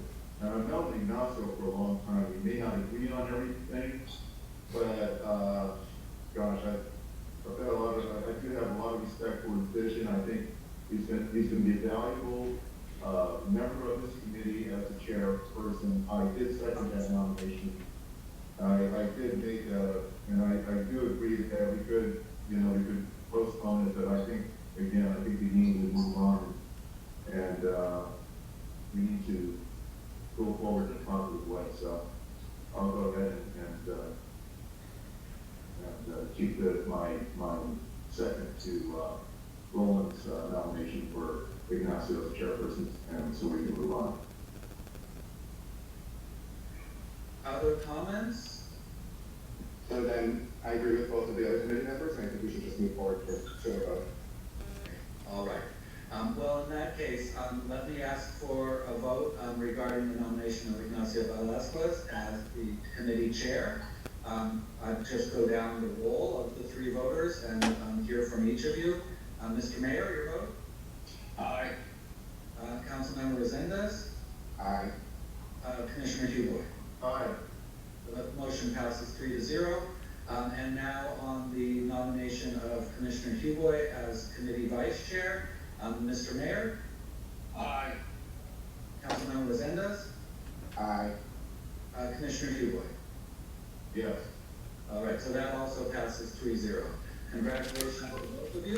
Thank you for taking on those roles. Mr. Mayor, if it's appropriate, I will continue to move us through tonight's agenda unless you want to add anything or take over from here. No, absolutely. Continue, please. All right, thank you. Thank you for your confidence in allowing me to do that. Let's move on then to our next slide and our next item. Next slide. The next item, and we've heard a number of speakers already allude to this tonight, is the fact that there are right now 2 seats vacant on the GPAC. One of those, through the council's resolution, is intended for a planning commissioner. The other is for a member of the public at large. Just to give a little background on this item, the planning commission did at one point make a nomination of two commissioners, one of which was Commissioner Huboy, the other commissioner, and this was, as I understand it, actually even approved by the council, but that commissioner has since left the planning commission, and hence there is not a second planning commissioner member from the planning commission. So the GPAC could make a recommendation to the council, either, as I understand it, because it's not otherwise called out, they could either directly request that the planning commission make a nomination, that the council make a direct appointment, or the GPAC could nominate one of the commissioners to serve. There is also a slot for one member of the public at large. There was a previous city process to look for nominations for that role.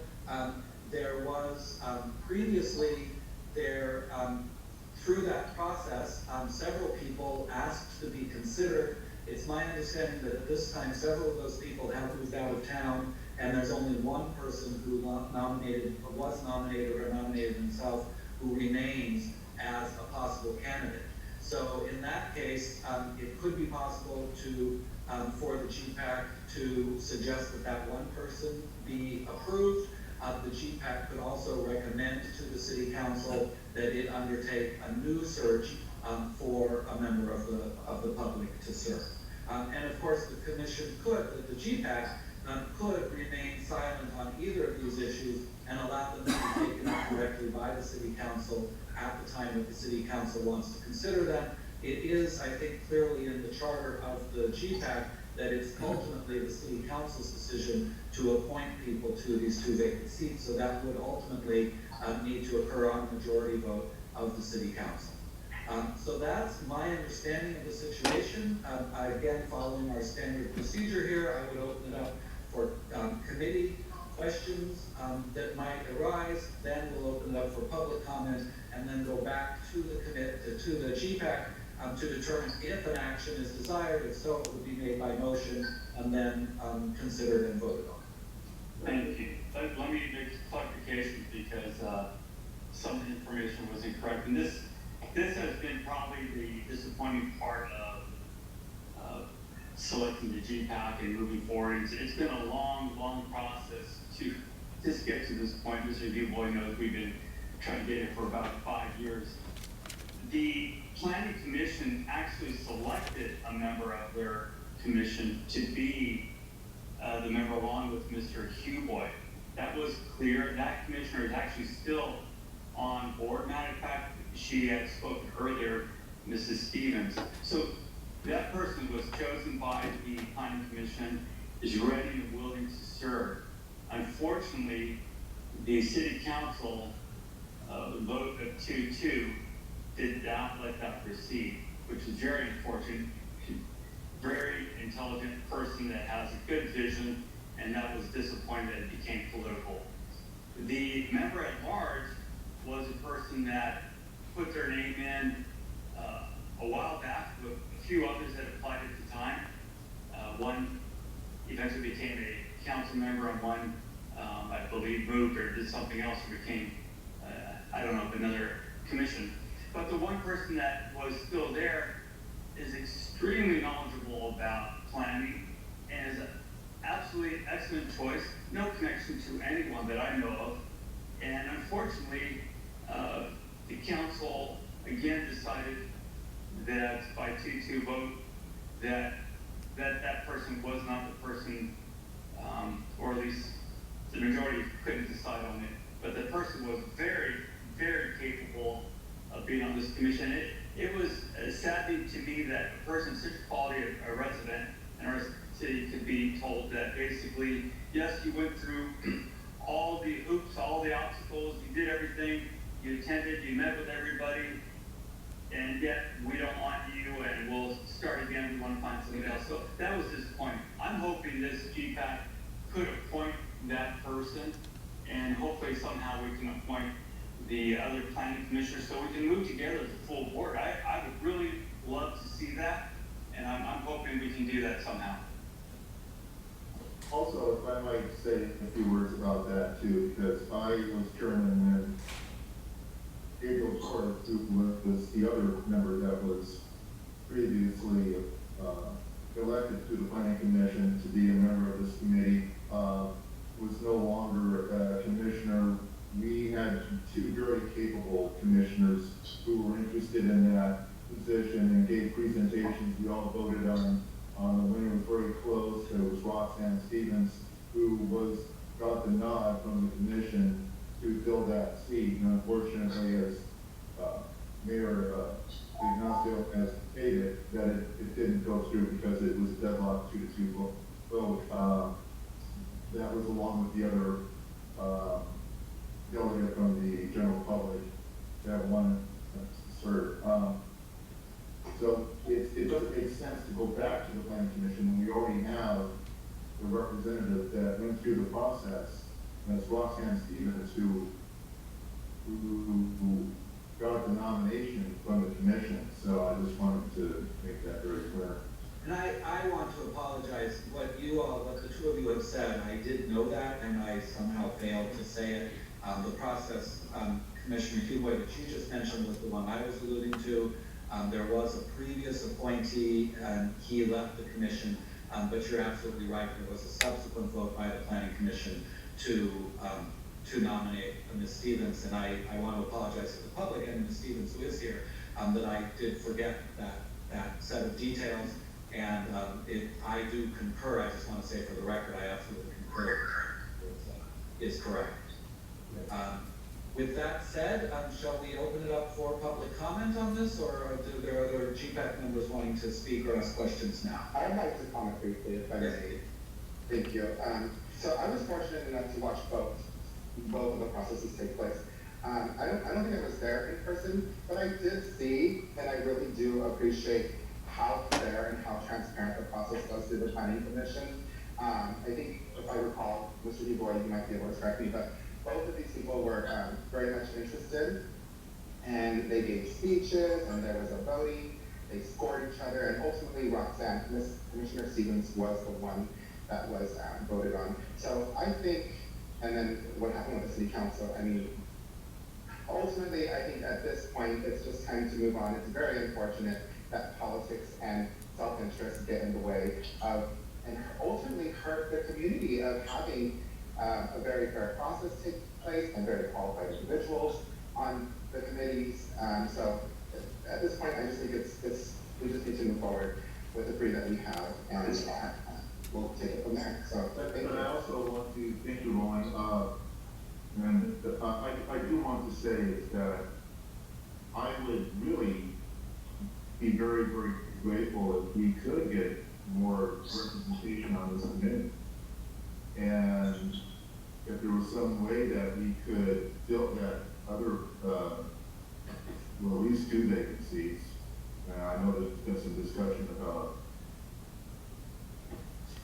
broadening it to other members from the public, but if there was a way we could, and I don't know how that can be done, but there was a way that we could bring Roxanne on board with another member of the public, I think that would build a better committee. It would at least bring more of a broader representation of ideas that we can have a conversation about. And I think we can build consensus. I absolutely do not disagree with you. I think that was the intent. However, at this point, I don't see that happening. I really don't. And I just think it's just best to move on at this point. Ultimately, the reason why is because it needs to go back to the council to get ratified to actually expand Commissioner Huboy, and that's just not going to happen. I just want to point out, it is a shame that, again, it was a very fair process, and I personally have an issue with changing the process when you do not get the outcome you were hoping for, especially when you had 2 very talented, dedicated people that wanted to be involved in the community that had no connections to anyone.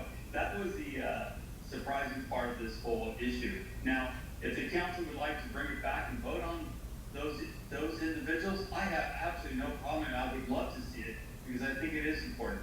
But I think it would not be fair to say, we're going to change the rules and do it again, do a do-over here. And that's just part of something I don't want to be involved with.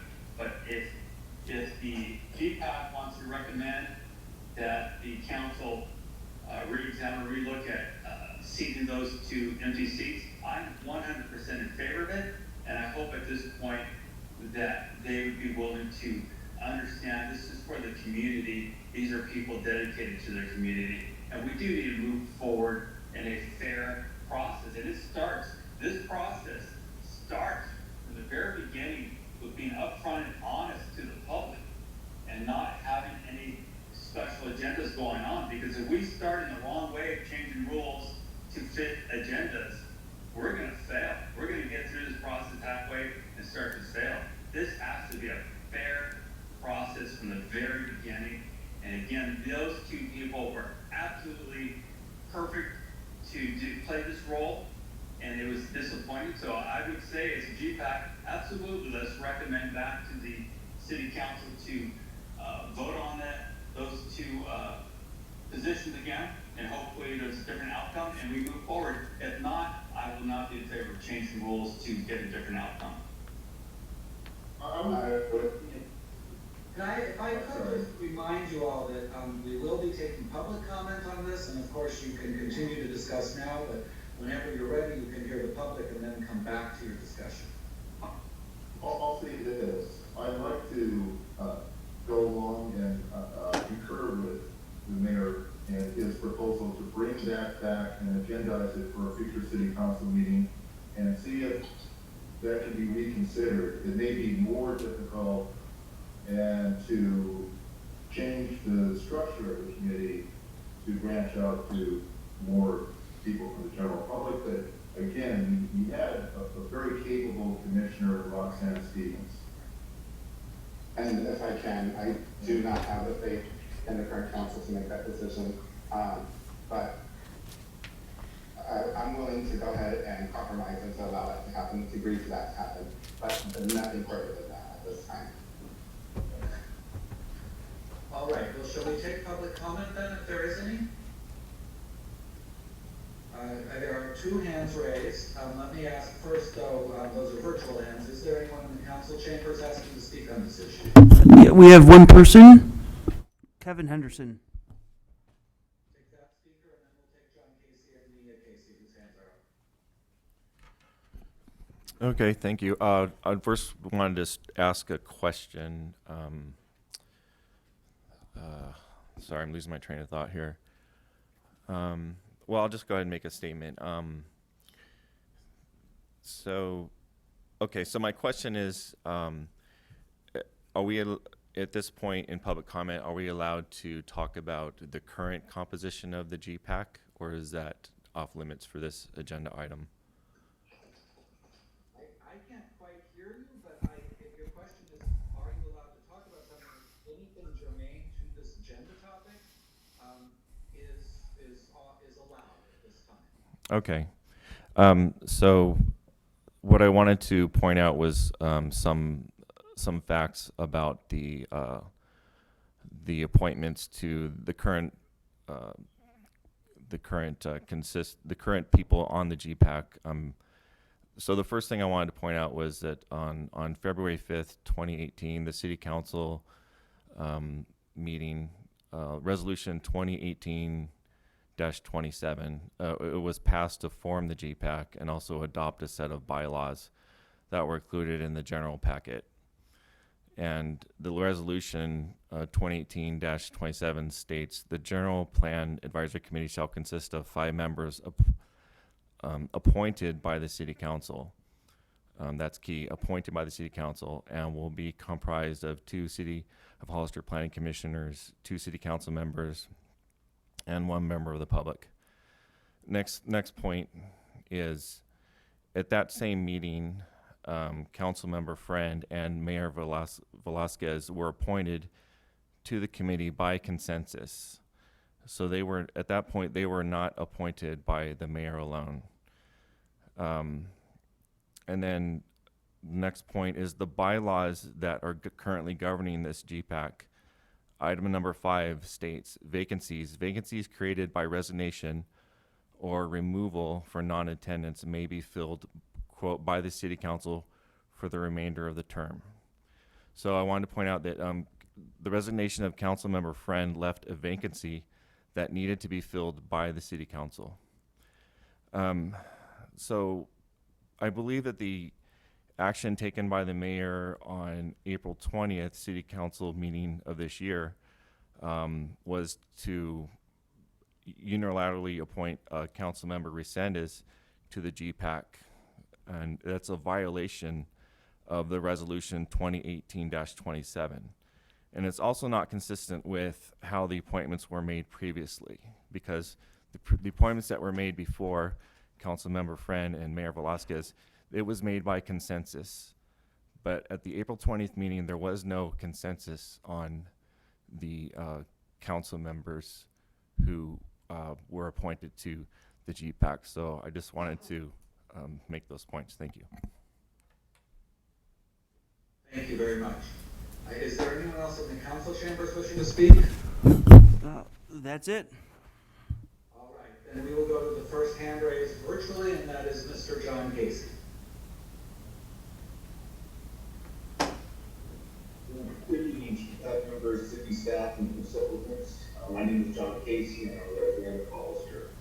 Thank you for allowing me this level of public input to the process, although I think a lot more is needed. The county general plan is just one of the 6 years to adopt. It appears folks running for office, for example, calling domestic, believe not enough public input was put into the county plan. I don't want us to be put this together only to experience an issue later. 3 members is just not enough, especially folks having similar viewpoints on growth in essence. That the committee. I think there was an error and misunderstanding made during the April 20th City Council meeting that allowed this to happen, and that needs to be corrected. Otherwise, I feel it's going to go nowhere, and the city will find itself on the other side of that referendums and lawsuits. Again, that said, for the public at large position, I'd like to have a newspaper and how and in what form the public participants' requests will be put out and open how it will happen. I, as a resident of Hollister, would be interested in putting my name into and forward for the public at large position. Thank you. Thank you, Mr. Casey. The next speaker is Mia Casey.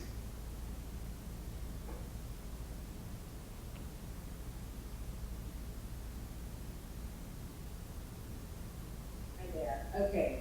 So I would echo what Kevin Henderson had said regarding the resolution and the manner of appointment of Councilman Resendez. I do agree with the idea of opening up for the public at large. I would love to see more citizen representation and input. I think it's very important.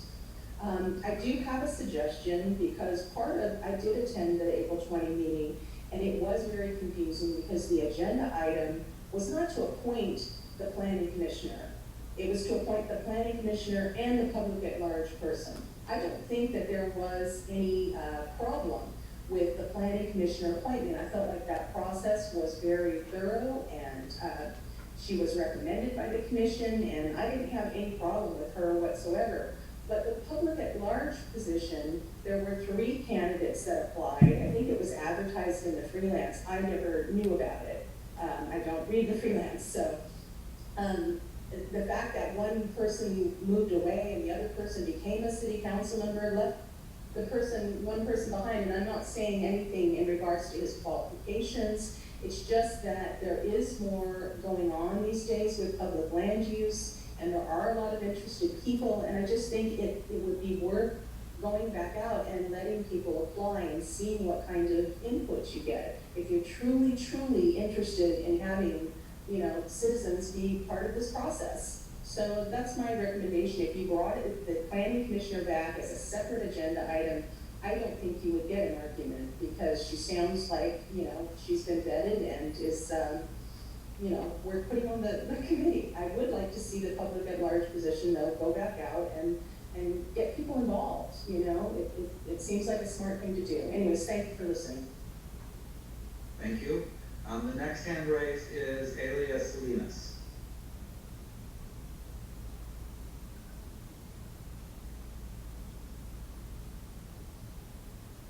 Sorry, I muted myself. Can you hear me? Yes. Thank you. I too echo Kevin Henderson. Thank you very much for what you stated, and I was there at that meeting. So the resolution or the ordinance from 2018 was to be appointed by city council. And I think there was a misrepresentation, misinformation with regards to how the city attorney interpreted. It specifically states that it's going to be appointed by the city council, and the mayor has taken it upon himself that he appointed, and realistically, the mayor does not have that power based on what the ordinance states, the bylaws. Roland Resendez, he appointed Roland Resendez, and Honor Spencer, Councilman Spencer was willing to take on the position, and having Honor Spencer instead of Roland Resendez and the mayor are both on the same page when it comes to growth for our community, and they're both against it. Now, Mr. Early from Placeworks, you must at least agree with us that you should have all different people tied to giving you input, and having Councilman Resendez and having the mayor on the same. You're not going to get anything other than what the mayor wants. I think that also with regards to appointing the public, I think that the city should, you have a duty to the entire community to appoint more people, more input. The county board of supervisors had more than one at-large person, and I think that the city should follow it.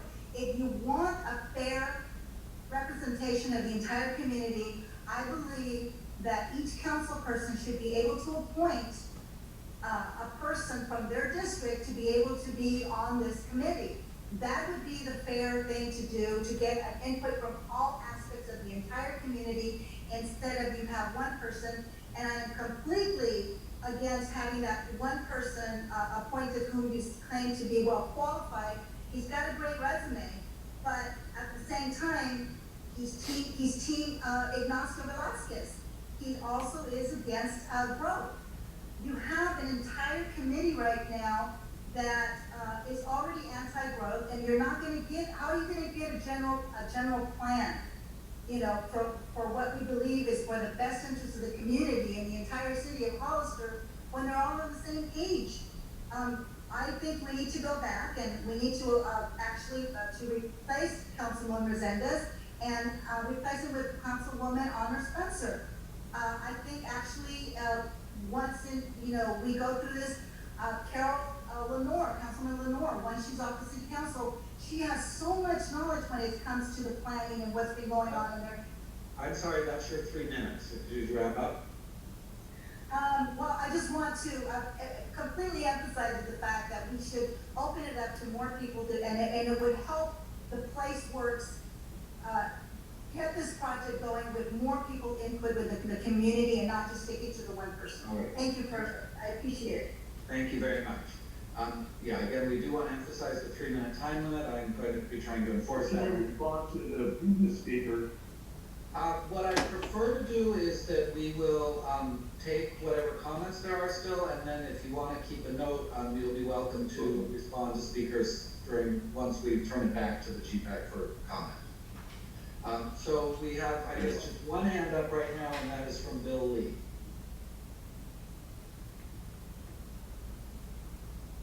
Can you hear me? Yes. In the interest of saving everyone time, I just want to second comment that Ms. Salinas just made. I'm in complete agreement with what she said, and it sounds like David may have a response to that, so I'll wait and hear that response. So rather than saying the same things over, I just want to go on record that I feel the same way. Thank you. All right.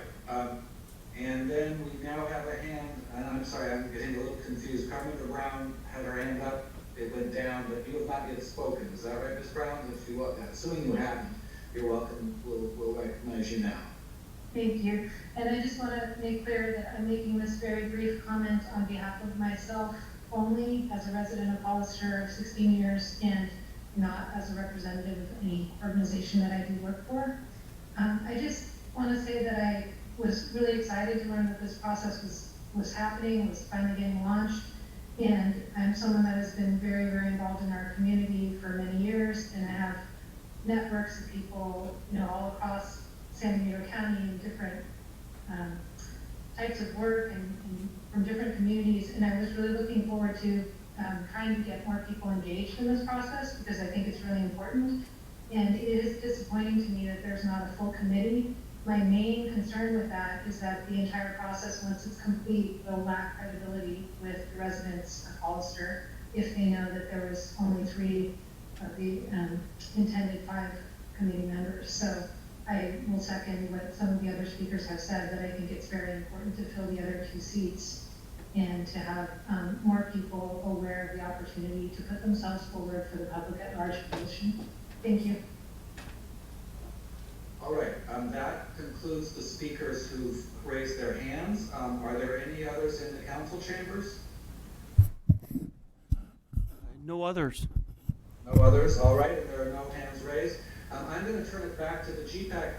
I do want to say very briefly to the GPAC and to the public that I too, and I think all the GPAC members have said this as well as many members of the public, I would love to have a fuller committee. I'm certainly not in a position to say how that should occur, but I think I've heard everyone say that they wish that there could be a 5-member committee at this point.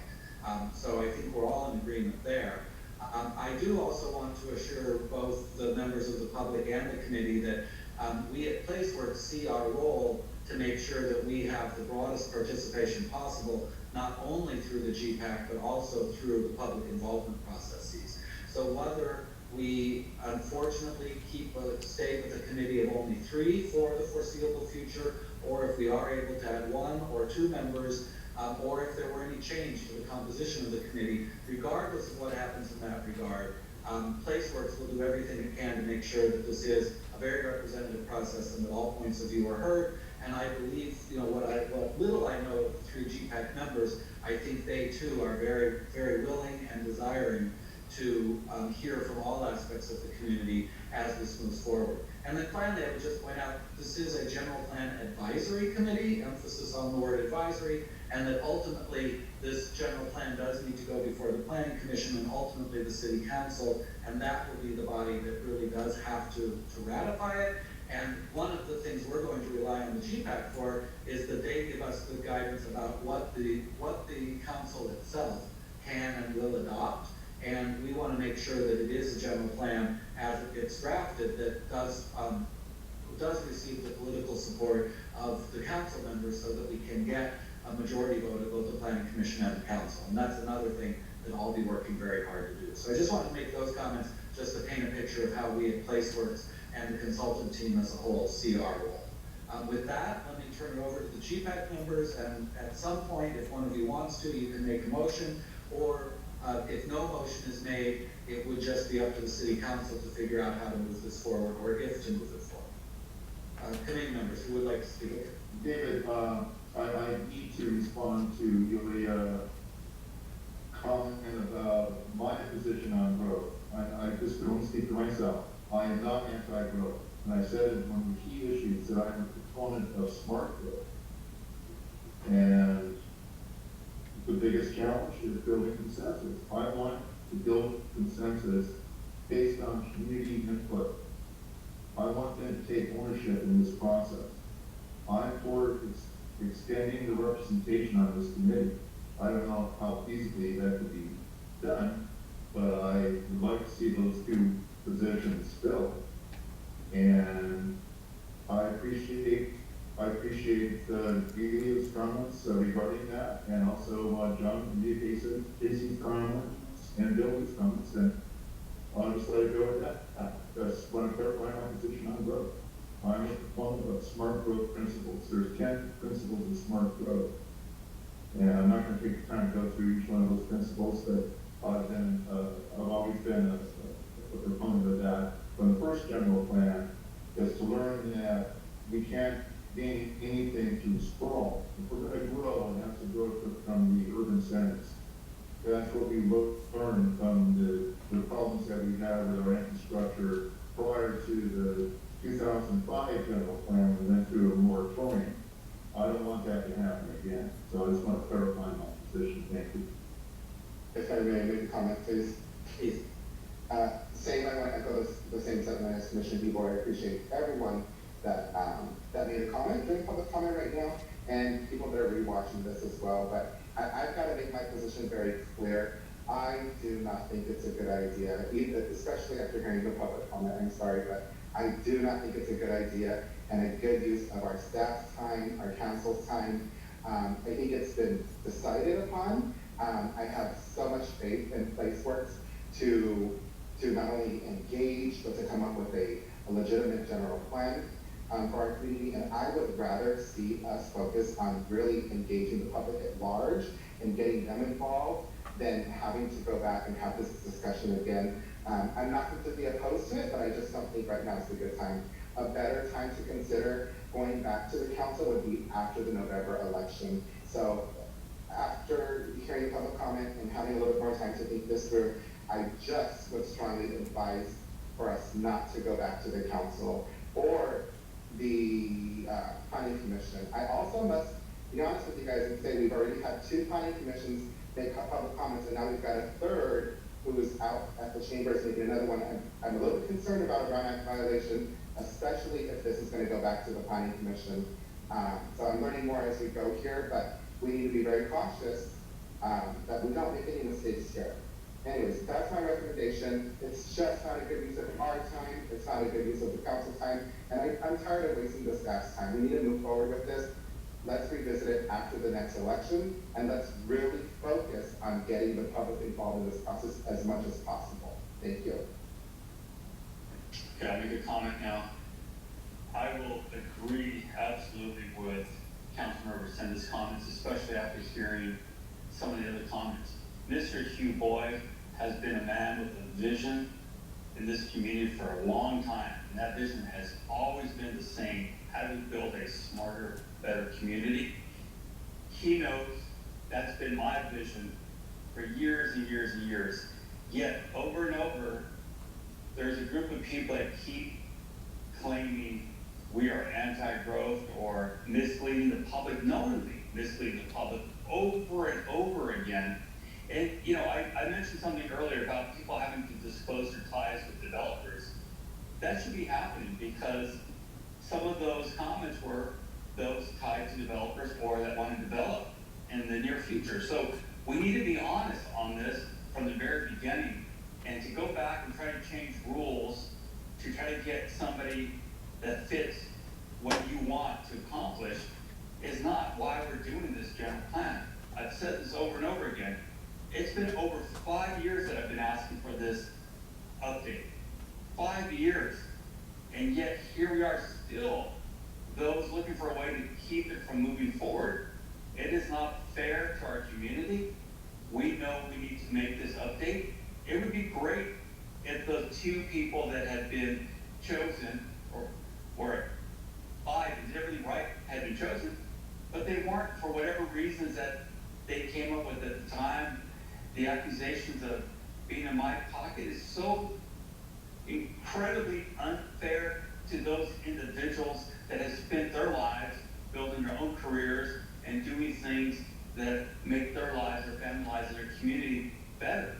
To be accused of something that's outright false, we can't keep doing it. And that's why I have to agree with Mr. Resendez. It's just going back with that kind of discussion. It's just not going to work. And I really am going to start asking that we really have to have people disclose their ties to development. And it's okay that they have ties to development, but it needs to be upfront because we can't keep hearing accusations and misinformation. It's just going to make this process a long, drawn-out process of hate, and we don't need to go there because the public is looking for us to do the right thing. The public, not special interests. So please remember that. It is our community, and we need to make sure we're doing this right. And I absolutely have the confidence in PlaceWorks to do what you need to do to get us there, and I look forward to it. And we're just going to have to move on.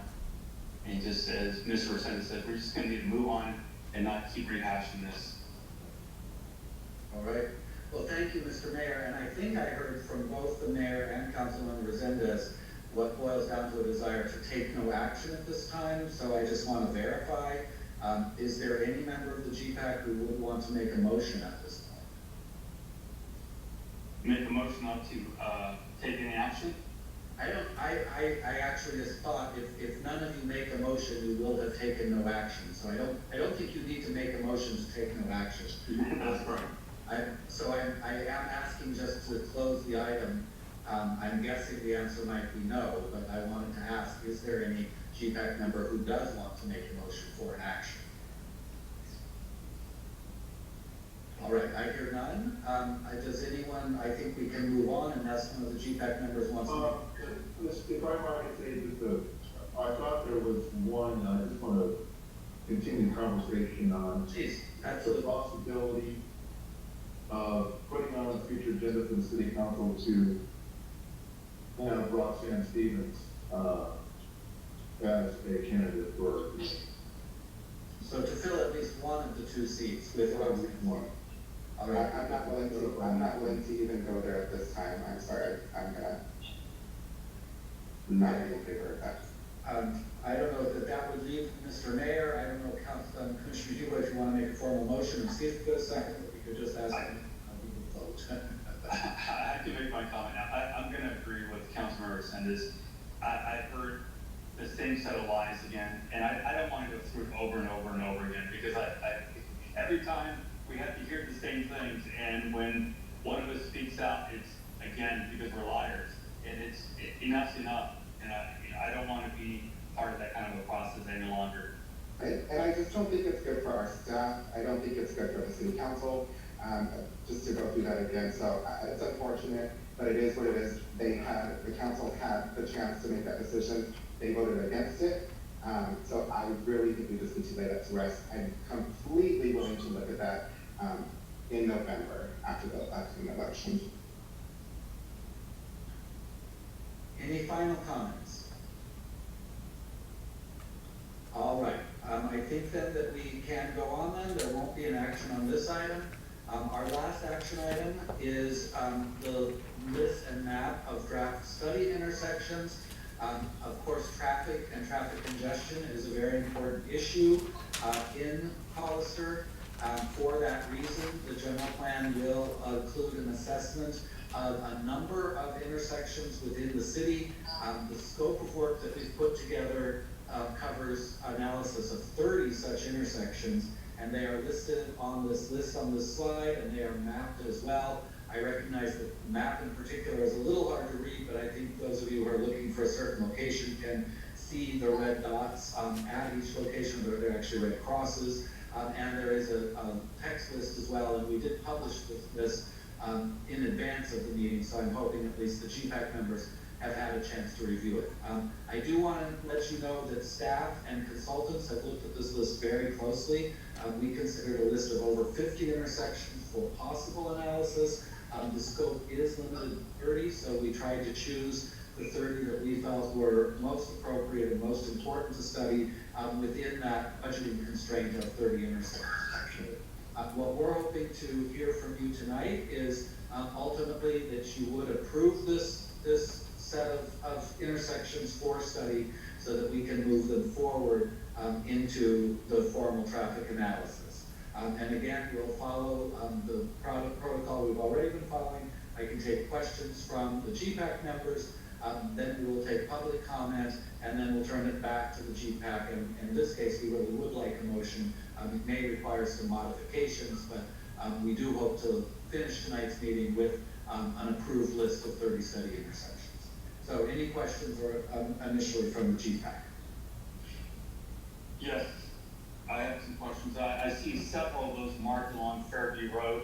That is a county road, and I'm concerned why we'd be reviewing those intersections. And also I see some on the southern end along Southside Road and some of the other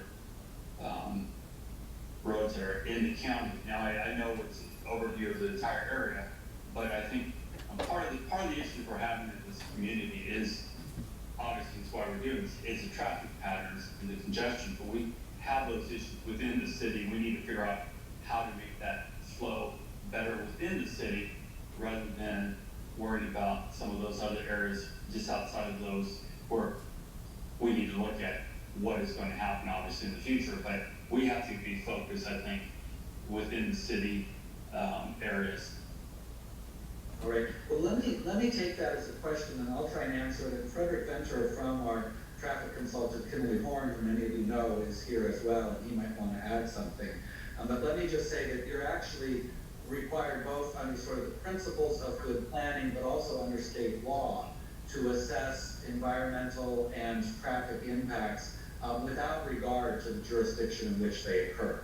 Now that's changed slightly because CEQA has changed, and you're no longer required to do an intersection level of service analysis anywhere inside or outside the city, but to the extent that these are environmental impacts, your charge under the law, your requirement under the law, is to assess impacts regardless of whether they're inside the city or not. So we have tried to put this list together in a way that we're covering intersections, whether inside the city limits or out, that are of concern to residents in the city, but also to residents surrounding the city who might be impacted by these issues. And we did try and hold them in pretty close to the city of Hollister, but we didn't particularly limit ourselves to those that are inside the city limits right now. Certainly we could change that, again, because of the changes in state law. A year ago, I had told you you're absolutely required to look at intersections both inside and outside the city if you could have an impact there. Now with this change, you're not absolutely required to do that, but I would still advise that it's good planning and it's good neighborliness towards the county, both the unincorporated county lands and the county as a governmental institution to consider that, but to consider those intersections. But it would be up to you as a committee. And I do want to call on Frederick or perhaps Danny from city staff as well, if one of them wants to add to anything I just said in terms of explaining why we have intersections outside the city limits. Yeah, and I just, so clarification for you, it's not that I understand that part of it, it's just that I'm seeing, I think you said you limited it to 30 intersections, and I'm seeing several places within the city that aren't addressed here. That's the only reason. If we had more opportunities, I get, and it's not that I'm absolutely against that. I'm just seeing spaces within the city first that need to be addressed that are an issue. All right. Well, we can certainly look at removing some of the ones that you feel are less important, whether they're in the city or out, and swapping them out for some that are in the city. Before we do that, I would like to call on both Frederick and or Danny if you do want to add anything, and we can then take other questions and comments, take the public comment, and then come back and have a discussion about whether we want to make changes to this list. David, before we have comments from Danny, am I correct to say that all these intersections are within the planning boundary, right? Yes, they are all well within the planning area. Planning area? Yes. Thank you, David. This is Frederick. Yeah, so that was my very first comment. Well within the planning area for the city. Number two is also, remember, we anticipate some growth, and so I think we've also tried to select these intersections where we do anticipate growth happening.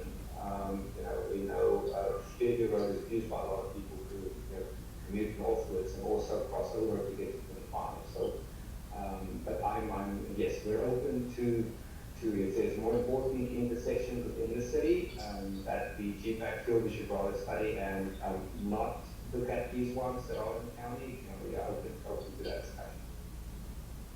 I have a question. First of all, I wanted to say, since we're in the sphere of influence or the planning area, are these areas that we can work with both the county and developers in the future on? Absolutely. So the next, once we address the improvements that will be at these intersections that will need to happen because of the future development or congestion that will occur, the next step is that they will actually go make it into the fee program. And currently, between the county and the city, there's a common fee program to collect traffic fees from developers at these intersections. So yes, there is a benefit in the coherence of how the governance is structured around and within Hollister. So I think the mayor brings up a good point, since we do have only limited to 30, these areas are all potential areas that we can collaborate with other partners. I'm not opposed to eliminating some of those on the outskirts and then focusing it and bringing some of those in where there's not going to be that opportunity to collaborate with both the county and developers. So I'd really rather focus more on infilling than looking over at the outskirts, so to speak. So I think that's a good plan. All right, any other preliminary comments or questions? I have another comment. When you chose these intersections, did you go through, I know we talked, you mentioned the Senate Bill SB 743. Did you evaluate these intersections in relation to current level of service?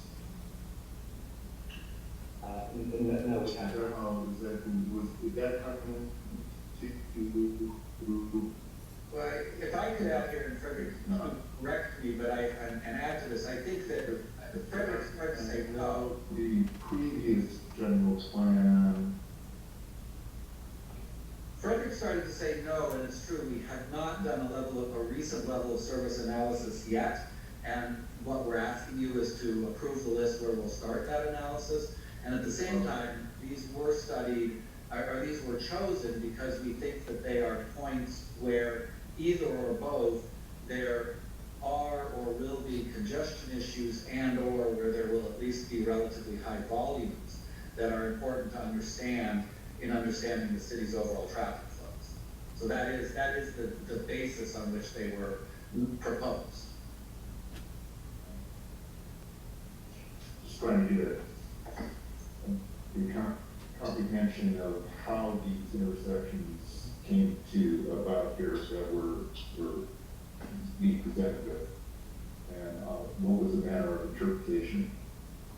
Yeah, Frederick, do you want to add to that? Again, I would say that they were chosen based on either, although no analysis has been done recently, either some background information and knowledge that they are areas of congestion or high traffic flows, and or that they are areas that because of the amount of traffic that comes into them from various directions, that they're likely to become important points in the future. Correct. That would be considered. And also where we know there's going to be future congestion, and also from working in the city, some concerns from the community and also in consultation with staff. Hi, this is Danny. That's correct, Frederick. We were looking at areas that we do have known problems of congestion and circulation. However, if it's the committee's desire for us to look at those outlying intersections, I guess we can do that also. All right. If I can, quick comment. Go ahead. Frederick and Dan, maybe you can help me here, but I know along Fairview, a lot of those intersections you have marked, I believe they're already installing signal lights at a few of those, and the county has done a few studies because of the growth they've had in those areas. As a member of the Council of Governments, I've been involved as far as the roads and traffic patterns, and the issues with Enterprise Road, or not Enterprise, but Airline in that area going towards Fairview, these are big ticket dollar items that create another problem. I know the county has studied them and is working with some of the developers to implement signal lights in these areas. So I think a lot of that work's been done, Frederick, and I get that you want to go back and pick up a little bit more of that information to see the traffic patterns. But I think one of the questions, one of the things I did like the discussion was how do we create a flow within the community so we can get to the point of having people start using or walk or bicycling in a way that's a safe way for them to get around town. And that's, as our conversations past have been about how do we create a community more urban within and safe enough where people feel comfortable to use other methods of transportation within. So that's why I point out some of the outer ones, because I know those studies have been done, and I'm sure you can just pick up that information pretty quickly from the county. That's actually a great point. Have we looked into that? Have we talked to COG or have we talked to county to see so we're not doubling our work and wasting resources? No, we haven't discussed with the county about duplication, but you know, you are correct that there are studies around the city happening where these intersections are being studied, and you know, if we can find that there's consistency between at least maybe a screening exercise of our general plan model and the general plan volumes and the existing volumes between what has been studied in recent analysis, you know, and if we could incorporate some of those in the general plan on a qualitative discussion and say, listen, we extract this from a certain project and the future cumulative, you know, then that's maybe a way to do it as well, to not go and analyze and account, but just incorporate it from another document, you know, as long, you know, and maybe there's a little bit of guidance there, but that is a way we can do it, and then not study it now, but study another one, but just incorporate it by default or by just citing and referencing it from another document. Frederick, can I ask you and maybe Carrie as well? You know, we wanted an action on this tonight, but as I announced earlier, we know that the whole process is being delayed some because of the issues in collecting data. Would it be, I'm realizing we don't have another GPAC meeting scheduled for a few months, but could this, do we have to get a decision tonight, or is there a way that we could, if we say schedule an extra meeting, even if it's a very brief meeting, to bring back a list in 3 or 4 weeks? Would that slow us down, or do we want to try and do this tonight?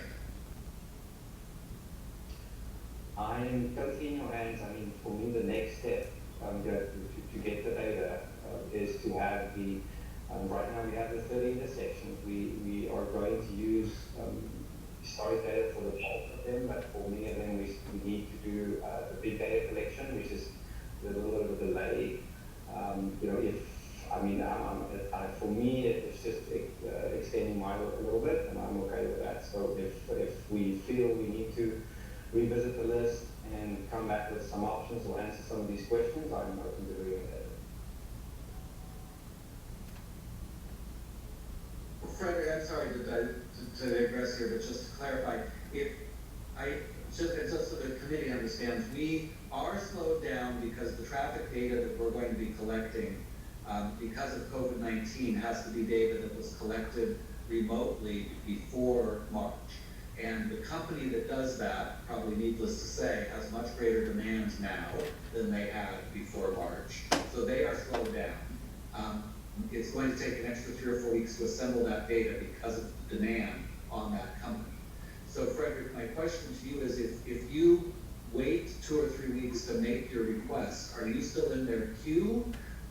Or would you be slowed down even more because it's going to be 3 or 4 weeks from the date you make the actual request? No, we'll still be in the queue. I don't think I can discuss it with them, but I think we're not going to. Well, so let's say it takes 2 weeks, right, to make a decision, right? Then obviously, if they come back and tell me at that time, hey, we still overloaded with request, it's still going to take us 2 or 3 weeks to get it to you, then that's what's going to happen, right? So I'll lose my spot in the queue. You know, but right now, that's where we are. So if the committee, let's see if we can get through this tonight, though, but it sounds as though if the committee really needs time to make a decision, or perhaps needs more input from staff to see it in the map, we maybe could reconvene in a couple of weeks and do a quick meeting on just this item to finish it up, and our schedule would still be the same. Carrie, does that seem acceptable to you, and Brian and Abraham and city staff? Is that, I mean, we'll try to do it tonight, but if we do have to defer a little, we would. Is that all right? Yeah. What I would love to know is which intersections the GPAC members would like to add. Right? That's not a lot of ask that. I just want to make sure I do what we can and can't do tonight. So is there any other GPAC discussion before we see if there's any community members who want to speak? And then we'll do that very thing that Frederick just asked for. One thing to keep in mind is that if we're going to collect data and we're going to go off this data for years to come, a lot of people are telecommuting, a lot of children are not even going to school at this time. I'm concerned about the data that we collect is not the actual data. So I'm really not opposed to just focusing on restructuring this a bit and then waiting even longer before we start gathering data so it could be a little more We're accurate. really getting down in the weeds now, but what I tried to explain to you before, and I'm sure I wasn't successful, is that we're going to actually collect data about operations at these intersections prior to COVID-19. And the way this is done, and you're probably all familiar with traffic counts that are conducted in real time at the intersections. And obviously, if we did those now, as Councilmember Resendez said, we would get an inaccurate representation because so many people are not going to work or school. What we will be doing instead is that we're using data that's actually collected from cell phones that people carry in their pockets, and that, or wherever they carry them, in their cars. And that data has been collected already historically for a period before COVID-19 began. That data is available to us and will be re-aggregated to show us how many cars move through each of these intersections. And so the data we're going to be gathering is for our 30 study intersections prior to the shutdown that happened because of the pandemic. So Councilmember Resendez and others, you don't need to worry that the data will be inaccurate due to the slowdown now. It will actually be data from February and early March that we're going to collect, and we want to collect it. We want to get underway as quickly as we can, and we're absolutely not proposing to wait until things get back to whatever normal may be in the future. We are going to use the available historical data about what traffic was before the pandemic began. Mr. Chair, Amazing that it exists, but that's what I was saying. 3 months ago, when you went to this company, they're called Streetlight, is the name of the company. They could get you this data within a week or so because they had it all just sitting there. Now, every jurisdiction in the state needs to do the same thing. They can no longer do real-time traffic counts. They need to get the cell phone data instead. So there's really only one company who does it, and they've got a huge backlog. And that's why, on the one hand, we can make the data available, we can continue the project, but we do have to wait a few extra weeks because they've got such a backlog. Mr. Chair? Yeah, all right. So with that said, shall we ask for public comment? Mr. Chair and David, this is Abraham. We have one comment, and that's spurred from Mr. Frederick Venture's comment about the possibility of a delay. Is that if we do have to bring it back, my colleague Eva just shared with me that for public noticing, normally here in the city of Hollister, we would have to advertise at least 1 week in advance, and then it's a 10-day public, it's a 10-day period, so it would be about 3 weeks at minimum. So just to put that out there for another meeting. Okay. So if we can't do this tonight, we'll need at least 3 weeks, which may add a week or two more of delay. So in that sense, if I'm understanding you correctly, Abraham, it would be better to try and do this tonight if we possibly can. If possible, yes. If not, it would probably be about 3 weeks. I make a suggestion, like, to make this easy. I'm thinking that the intersections along Fairview, so it's number 24, number 1, number 7, and number 6. I can get from recent studies that has been conducted information from those very easily, right? And then we can assess those from other sources and address it qualitatively in the general plan. So at this stage, those 4 intersections for me are up for grabs, and selecting other ones in the state. Right. Okay, well that maybe will help to make it easier tonight. So you're saying, Frederick, that we can delete without deleting numbers 24, 1, 7, and 6. They will still get studied just through a slightly different method, and we can add 4 other intersections more in town. Great. Okay. So GPAC members, perhaps you want to consider, as we listen to any public comment, what other 4 you might add, and then perhaps we can get a motion tonight to study those 26 plus the new 4, with the understanding that those 4 along Fairview are going to still be covered, but covered using different techniques. With that said, shall we move to any public comment? Okay, we'll do that. I don't know, is there anyone in the council chambers who wants to comment?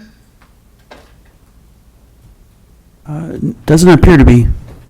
Okay, then we have 3 hands raised virtually. The first speaker is John Casey. Hi, this is John Casey, resident of Hollister. I'm representing myself. I thank the mayor for pointing out the peer review items. I think that's a great idea to move them into the city. If you're going to move tonight, I would certainly look at 25 and Sunflow.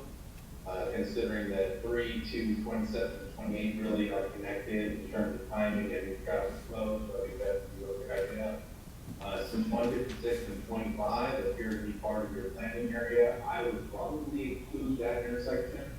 That's a big traffic hiccup, but maybe there's a reason, maybe it's too far out.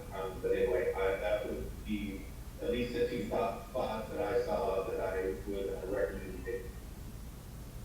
Great. Okay, thank you. Roxanne Stevens?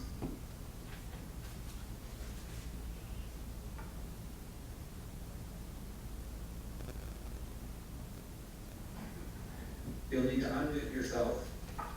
Sorry about that, I just realized I hadn't unmuted myself. So yes, this is Roxanne Stevens, resident of Hollister. Just two quick things. First of all, I was just wondering if you could clarify the items that have future, you might have said that and maybe I missed it. So number 17, number 20, number 22, number 23, I thought that was, and number 21. What exactly does that mean? And then also, I'm just wondering if the analysis will include some contingencies. So for example, we know that we have development that are in the pipeline, so to speak. So we know that they're coming and that maybe we haven't broken ground, but they're in the works. So I know, I'm assuming that will be part, or that will be taken into consideration in this analysis. But I also think that as we're moving forward, we want to be able to think of what are some of the possibilities moving forward and how traffic will be impacted based on those possibilities. So, and I know that that might be a big ask because there may be, endless number of contingencies, but I also think that that as we're making decisions about moving forward, I think that's going to be something important for us to think about.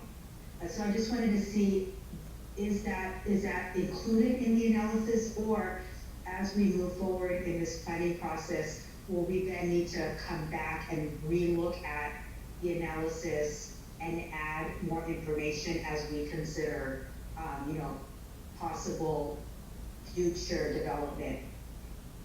So those are my two comments and questions.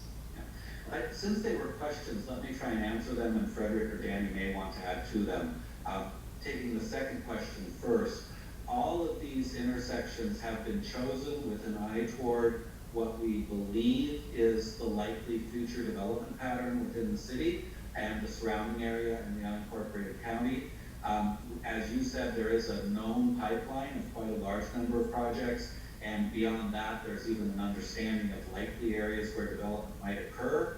And so we have selected these intersections with that in mind, and the analysis that we're going to do will begin by looking at existing traffic volumes at those, but the whole point of the analysis is to project future traffic volumes, congestion, and necessary improvements, assuming that the development that will be foreseen in the general plan occurs. So that's a very long way of saying the short answer is yes, future development is being taken into account. In terms of your second question, or your first question about what future means, as I understand it, the word future means that these are intersections that don't actually exist today.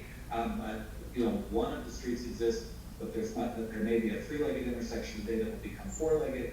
There may be some significant changes, or there may just not be an intersection at that location yet. But as roadways are extended, they will be, and we know that when those roadways are extended, they will become very important intersection locations. And so even though they don't exist as intersections today, they still need to be included in the list of 30 study intersections so that we can project what volumes and what congestion and what types of improvements will be needed when the intersections are built.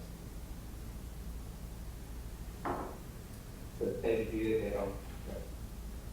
Thank you. Roxanne, was that the end of your comments?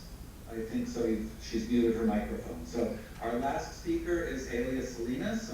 We'll see if anyone else raises a hand after that. But Elia, you recognize? Yes, actually, thank you, Roxanne Stevens, because that's exactly where I was heading on my questions, so you've answered those. The only other question that I do have is there a limit on these 30, or it increase as you're going along on the projects? Or are you restricting yourself to just a certain amount? And that's my question. Yeah, let me answer that too, because it is a direct question. The limitation here has to do with the project budget. So our budget includes studying 30 intersections. There's no reason that we could not add intersections either now or later, but to do so would require changes to the project budget. We do have a contingency in our budget, but some of it has already been used with staff's consent on other items, and we would be hesitant at this point to recommend using money from the contingency to add more intersections because they do cost, the dollars per intersection is actually high enough that it starts adding up pretty quickly. That said, certainly in the future, if we get halfway through this project and determine that there's 1 or 3 or 5 additional intersections to study, we could add them. And at that point, if we have contingency money remaining still, we could use that, or we could even go back to the council and ask for additional funds. I know that the budget for this project has already been of some concern, so I'm also hesitant to ask the council for additional funding. But again, coming back to the main point, that the limitation here is about the funding for the overall study. Hi, this is Annie. When we looked at the intersections, originally we had far more than the 30 intersections, and what we did was we prioritized the 30 intersections. The ones that were over the amount of 30, what staff could do at a later date if we needed to study more intersections. We could probably put together a project outside of the general plan project and take that to council and do a limited study of those intersections separate and apart from the general plan update. All right, thank you for that clarification, Eddie. Are there any other public speakers? Any others in the council chambers? There are no hands raised right now. Nor in the council chambers. Was that a no? No. No. All right. So there are no speakers.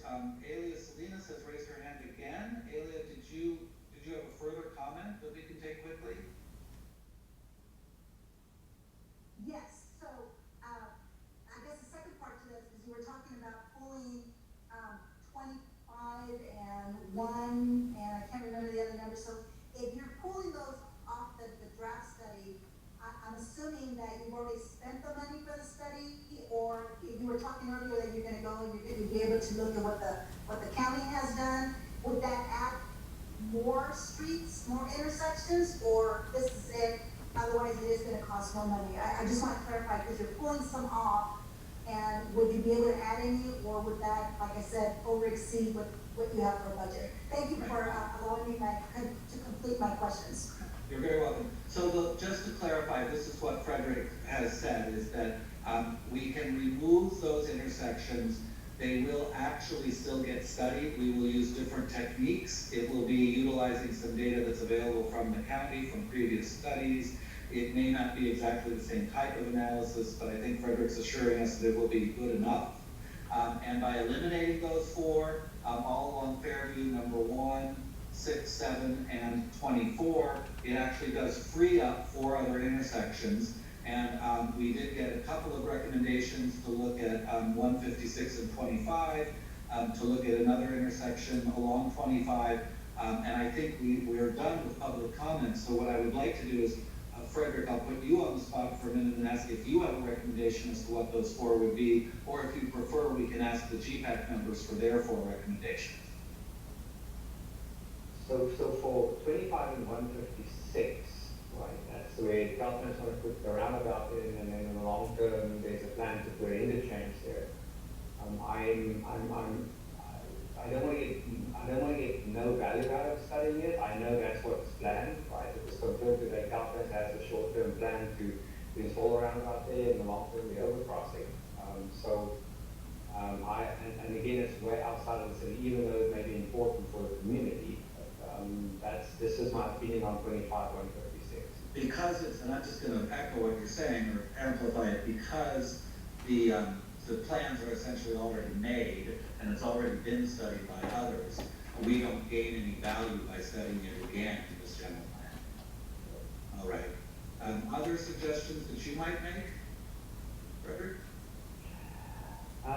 There were a couple of intersections, I think, along Sunny Slope, Memorial, Hillcrest Memorial, that we had, I think, in our previous list. There were also thoughts maybe on 4th and San Felipe. I think those were the bigger ones that I can recall. We could probably study, we had it on Buena Vista. I think we have Miller there. There's actually like 4 intersections on Buena Vista. I don't know if there's more there that we should look at. Okay. Well, let's turn it over to the GPAC then. It sounded like some of the GPAC members also have ideas of specific ones to look at. So let me just open it up, turn it back to the GPAC for conversation. Does any of the 3 of you want to suggest specific intersections? We can add 4. So are there specific intersections that you would like to see to round out those 4? Yeah, I'd like to jump in here. Because again, I'm pretty familiar with some of the studies that have been done. And just to add to that, 19, there's a intersection plan there already, and 18, some other improvements that are already planned. So there is information on those 2 areas right there. I look at coming from that direction though, Union Road, Sierra Vista area, you're going to have a lot of new traffic coming from that new development that's being built there. That might be an area to consider. If there's also the issue of at Union and Valley View, but if anything, Sierra Vista probably has to be looked at. There's a school there and a lot of new homes being built, a lot more traffic coming in that direction pretty quick. My concerns had to do with Sunny Slope. Frederick, I think you hit that correctly. That's an area that has a lot of traffic flow going through it, and even into up to Live Lane, which is another problem to that point. Hillcrest Memorial area is exactly right again. Those are problem areas. Dan can jump into some of these. I'm sure he's very familiar with some of these problems that him and I have talked about for years. So that Hillcrest area, Memorial, Hillcrest, and I think there was another intersection I'm not familiar with the name is right now that is a problem along Hillcrest. I wouldn't worry about the 15625. We just got done having a meeting about that. It is an overpass is priority 1 for one of the projects on Highway 25, so that's being taken care of already. So I wouldn't go in that direction. But I would start with Union, some of the Sunny Slope, Hillcrest Memorial definitely, and the other items that you might have had for Hillcrest. Thank you. All right, and I think, I just want to say, I think to move this along, it might be sufficient to give staff and consultants direction for those generalized areas, and then through a motion allow us to finish this up and not bring it back to another meeting. But I of course want to get the consent of the GPAC to do that. Danny, were you about to talk? Was that your voice coming through? Yeah, no, I agree with you about getting to give just a little bit of leeway in making those final decisions after the GPAC gives us some general consensus in the direction they want it to go. With regard to Sunny Slope Road, I have a couple of traffic studies that are being done on Sunny Slope now. I do agree with the mayor with regards to Hillcrest and Memorial. Maybe that intersection should be studied. I know on the previous general plan, we had level D for San Benito and 4th Street and also for San Benito and Festivus. So we're definitely San Benito and 4th Street. I think that as you mentioned, Frederick, I think that should be included. Okay, good. We can absolutely do that. Okay, so we'll have that one too. All right. In order to move this along, I of course cannot make a motion, but I'd like to suggest a motion which would be to accept this list as presented with several changes. The first being to eliminate the 4 intersections along Fairview, numbers 24, 1, 7, and 6, understanding that they will be addressed separately, and to also at least consider whether it's necessary to study numbers 18 and 19 at SR 25 and airline, because perhaps there's additional studies for those already underway, which would free up between 4 and 6 intersections, and then that those be filled in by 1 or 2 along Union, at Sarah Vista and or Valley View, Hillcrest Memorial, possibly another location along Hillcrest, and along San Benito at either or both 4th and Tres Pinos. And that finally we verify that we have enough happening separately through other traffic studies along Sunny Slope, and if those would not be sufficient, that we consider adding those as well. So that's neither an exact list of what's taken out. It's saying 4 to 6 would be taken out. It's also not an exact list of what's to be added. There's 6 or 7 that might be added there, but that you would empower staff to make those changes and finalize this list based on that motion that I just suggested. Would anyone like to make part? I would agree with that. I would make that motion. I agree with that too. Well stated. Great. So I think we have a motion from Member Huboy and a second from Chair Velasquez. Is there any further discussion on that item? Okay, and I'll just quickly call a vote. Chair Velasquez? Aye. Vice Chair Huboy? Aye. Councilmember Resendez? Aye. Great. Okay, I think that ends that particular item. And we're close to being able to wrap up our meeting. I just essentially have a couple of announcements here at the end. And we can also open it up if any GPAC member wants at this time to agendize any other items. Your next meeting will not be until August. Before August, we are planning a series of online visioning events, and I already alluded to those earlier in the meeting. I know we've lost some members of the public from the audience already, but I want to make sure everyone knows that these are also published on the website already, so people can go back and look at those to find out exactly when they are.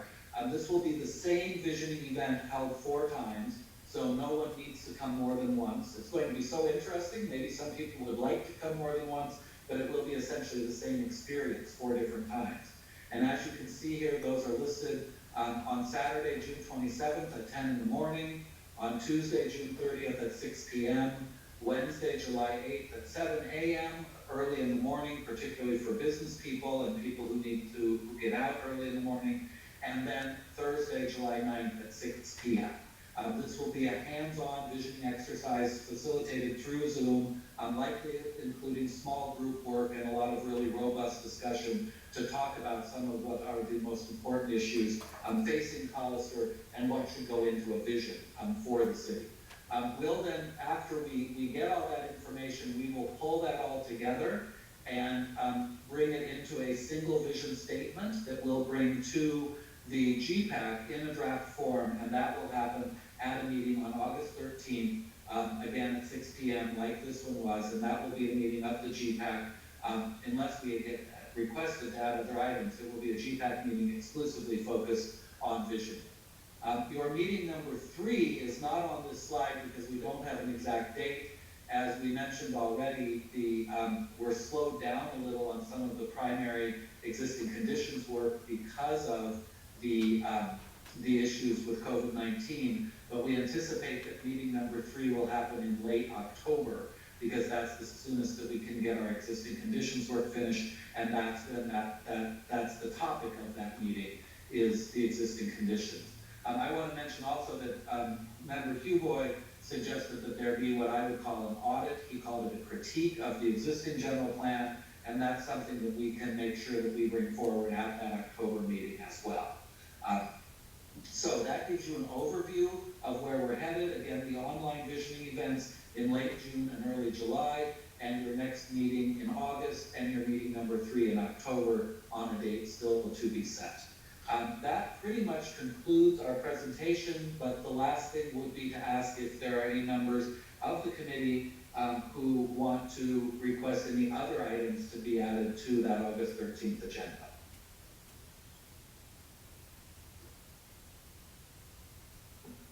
I just wanted to say, on the 27th, I might like to see how I can work that in on my camping trip up in Oregon. Yeah, I mean, one of the great things about doing these remotely is that they can be done very remotely. So folks who are on vacation or elsewhere can log into any of these. And I do also want to mention that it will be great if some or all of the GPAC members can observe some or all of these meetings. We don't expect or encourage you to be active participants in these 4 meetings, and if you're not able to attend all of them, that will be acceptable as well, because we'll be giving full reports on them, both online and at your August 13th meeting. Great, thank you, David. Thank you. All right, I think that that's a wrap. Unless Carrie or others at staff have any other items, I think we can, and with the chair's concurrence, I think we can adjourn this meeting, and we will reconvene on August 13th. Do you need a motion to adjourn, or? Sure, I think a motion to adjourn is in order. Okay, is there a motion? I'll make the motion. Second, is there a second? Councilmember Sendis, still there? Yes, I'll second. Sorry. Thank you, no problem. Is the motion second, all in favor? Aye. Aye. Aye. All right. The motion passes unanimously. The meeting is adjourned, and we'll certainly see many of you at our core meetings in late June and early July, and we will see all of you on August 13th. Thank you. Thank you. Thank you very much. Thank you. Thank you very much.